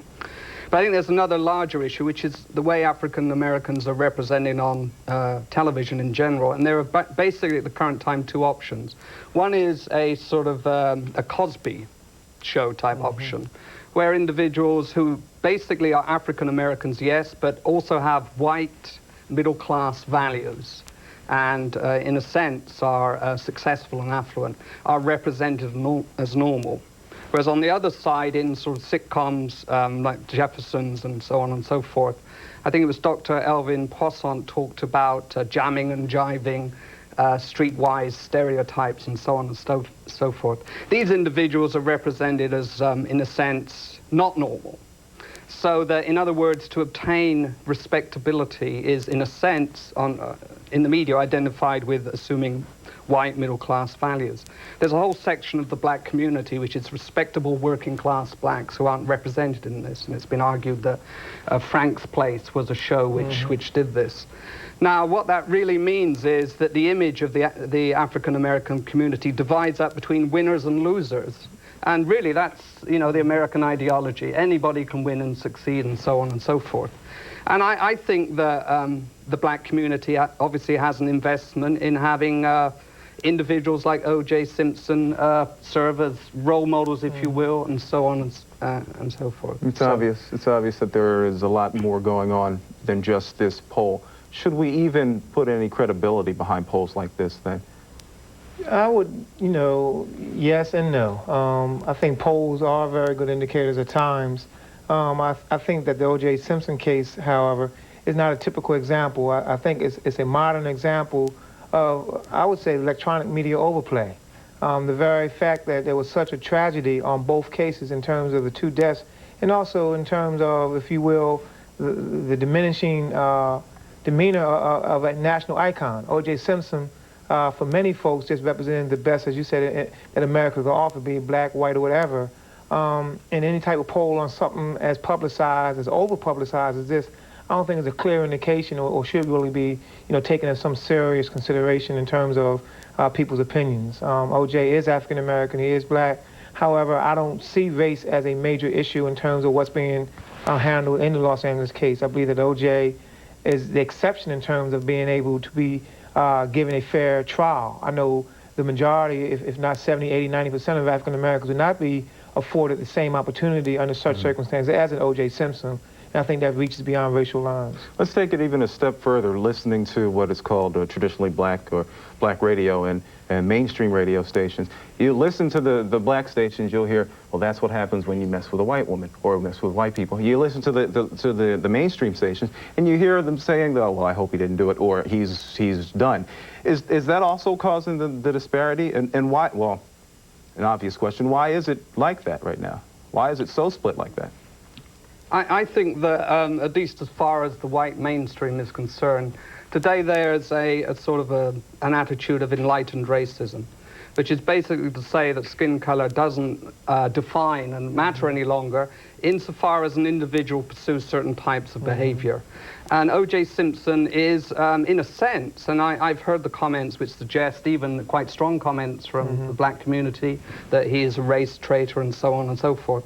O.J. Simpson, in a sense, represents almost a white adaptation, it seems to me. I hear you nodding. I hear you agreeing and nodding over there. Yeah, absolutely. Again, O.J. does not he represents, again, the African American in the 80s and 90s, in the sense that because of his success, most of the things that he stood for, most of the community that he came from, he's the exception as opposed to the rule. The rule, O.J. Simpson was the breakthrough, and in the breakthrough, many times we see many of our national figures, they do cross the racial line in terms of marriage and other types of things. Most of O.J.'s, admonishments, what he surrounded himself with, is $500,000 condominium, his whole lifestyle is not a African-American depiction in America. So, again, in terms of perception, he's more of the exception than the rule. And, black people in general, they're still sensitive to him being black, but it is almost a sense of betrayal because, given his success, he has basically cut himself loose from many of the ties he started with. And that adds another issue that you bring up. It's not, you were talking about the condominiums. It's not typically the rule, but it's not an impossibility. Now, where do we draw? That's becoming a hazy line where folks are saying, well, blacks don't have that, but it's obtainable. And yeah, I guess, when you think of O.J. Simpson, and when I think of O.J. Simpson, I would think that, maybe most African Americans do, we got to look at him more than what's being, put on the media, more than what he represents in his life today. He has a right as an individual to obtain and reach after anything he wants. However, the problem is that in the black community, in the African-American community in 1994, you have such a dichotomy. Poverty, issues of concern are so great that when you look at an O.J. Simpson, just by the very fact of him being an African-American, you don't see that identification. You don't see him as representative of our group. We do have many problems. Not that we can't break through the rule, but today racism is as great as it ever was. Economic deprivation, the single-family household violence. We can go on with a list of problems and concerns that you just don't associate those problems and concerns with an OJ. Yes, there are those individuals who can and hopefully will continue to make it, but until the mass of black people are able to break through the glass ceiling and other barriers, OJ will always be seen as the exception and not the rule. Which brings us back to the beginning. Is this an issue of murder or an issue of race? Especially the way it's portrayed in the media. I really would want to separate the two things. I would also want to say, sort of indirectly, that in a way, O.J. Simpson has been treated differently in different stages of this unfolding case. The way he was escorted back in the Bronx. As a celebrity, he was accorded a certain amount of leniency. That sort of breach of faith, then, in a sense, he said to the police that he would turn up and so on and so forth, then moved him over into some other category. And I think, like the Time cover, which in a way sort of criminalized him. That's a very interesting transition. I think that, in a way, we should keep the issue of celebrity, role models, success and opportunity separate from these unfortunate circumstances, which, after all, in another level, he is now charged as a felon. Whether or not he's guilty is another matter. About 30 seconds left. I just feel that we should be very careful about separating those dimensions. He's a complex individual. Yeah. And I would just, you know, my experiences in America and looking at the history of African Americans, even with his celebrity status, given the gravity of the charges, if he's found guilty, I believe that, you know, he will be portrayed through the criminal justice system as just another black. I think you will see a shifting in their perception and coverage. I might be wrong, but that seems to be the history in this country. And we'll have to see as that comes through. The court case or the situation is going to take another turn later this week, and we'll find out actually when the actual court trial will take place. Thank you, gentlemen, for coming in. Thanks. Quite well. High temperatures and humidity prepare to team up again to bring another heat wave our way. We'll check the forecast after a look at today's news from Wall Street.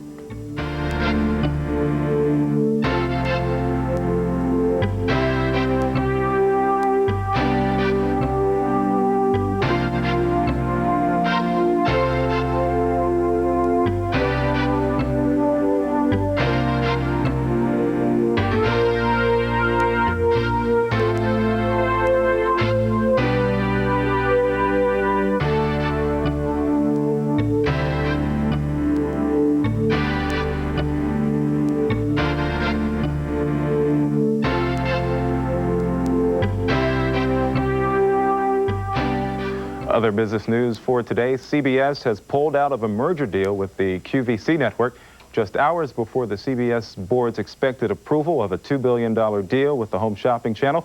The Philadelphia-based Comcast cable network offered $2.2 billion. Comcast already owns 15% of QVC, but the company officials are saying that combined QVC and CBS would dilute their investment.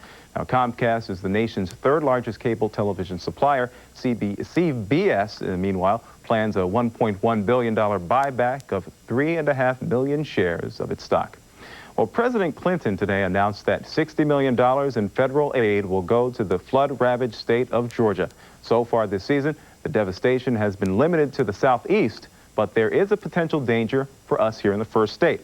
Our 12 Tonight tip addresses that danger and gives some additional guidelines to deal with the situation. Of all the destructive forces of nature, the deadliest is flooding. Since 1972, an average of 145 people die each year from flooding. In an effort to reduce the number of drownings and other flood-related casualties, Delaware Emergency Management issues flash flood watches and warnings in potential situations.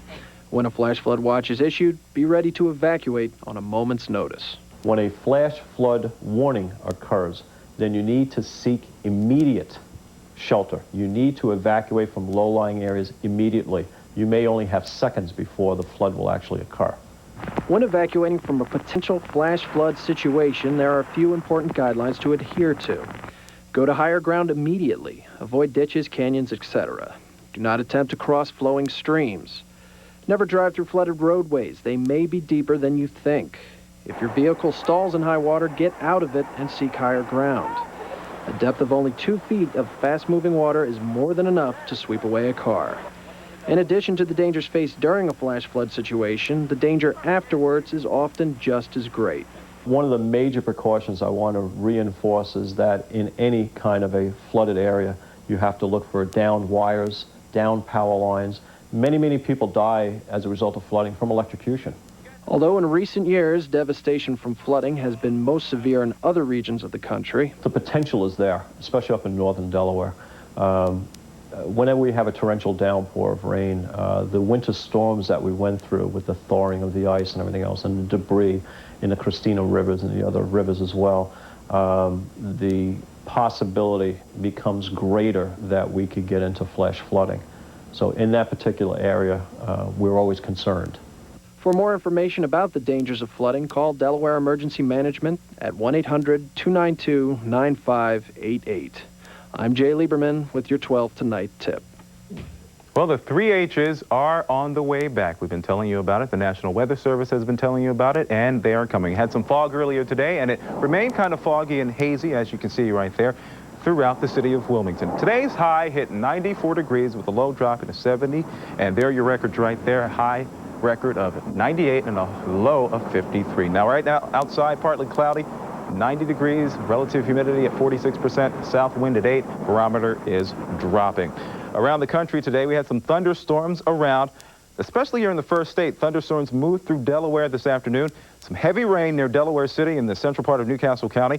Other thunderstorm activity was located over central Kent County near Dover and in eastern Sussex County near Bethany Beach.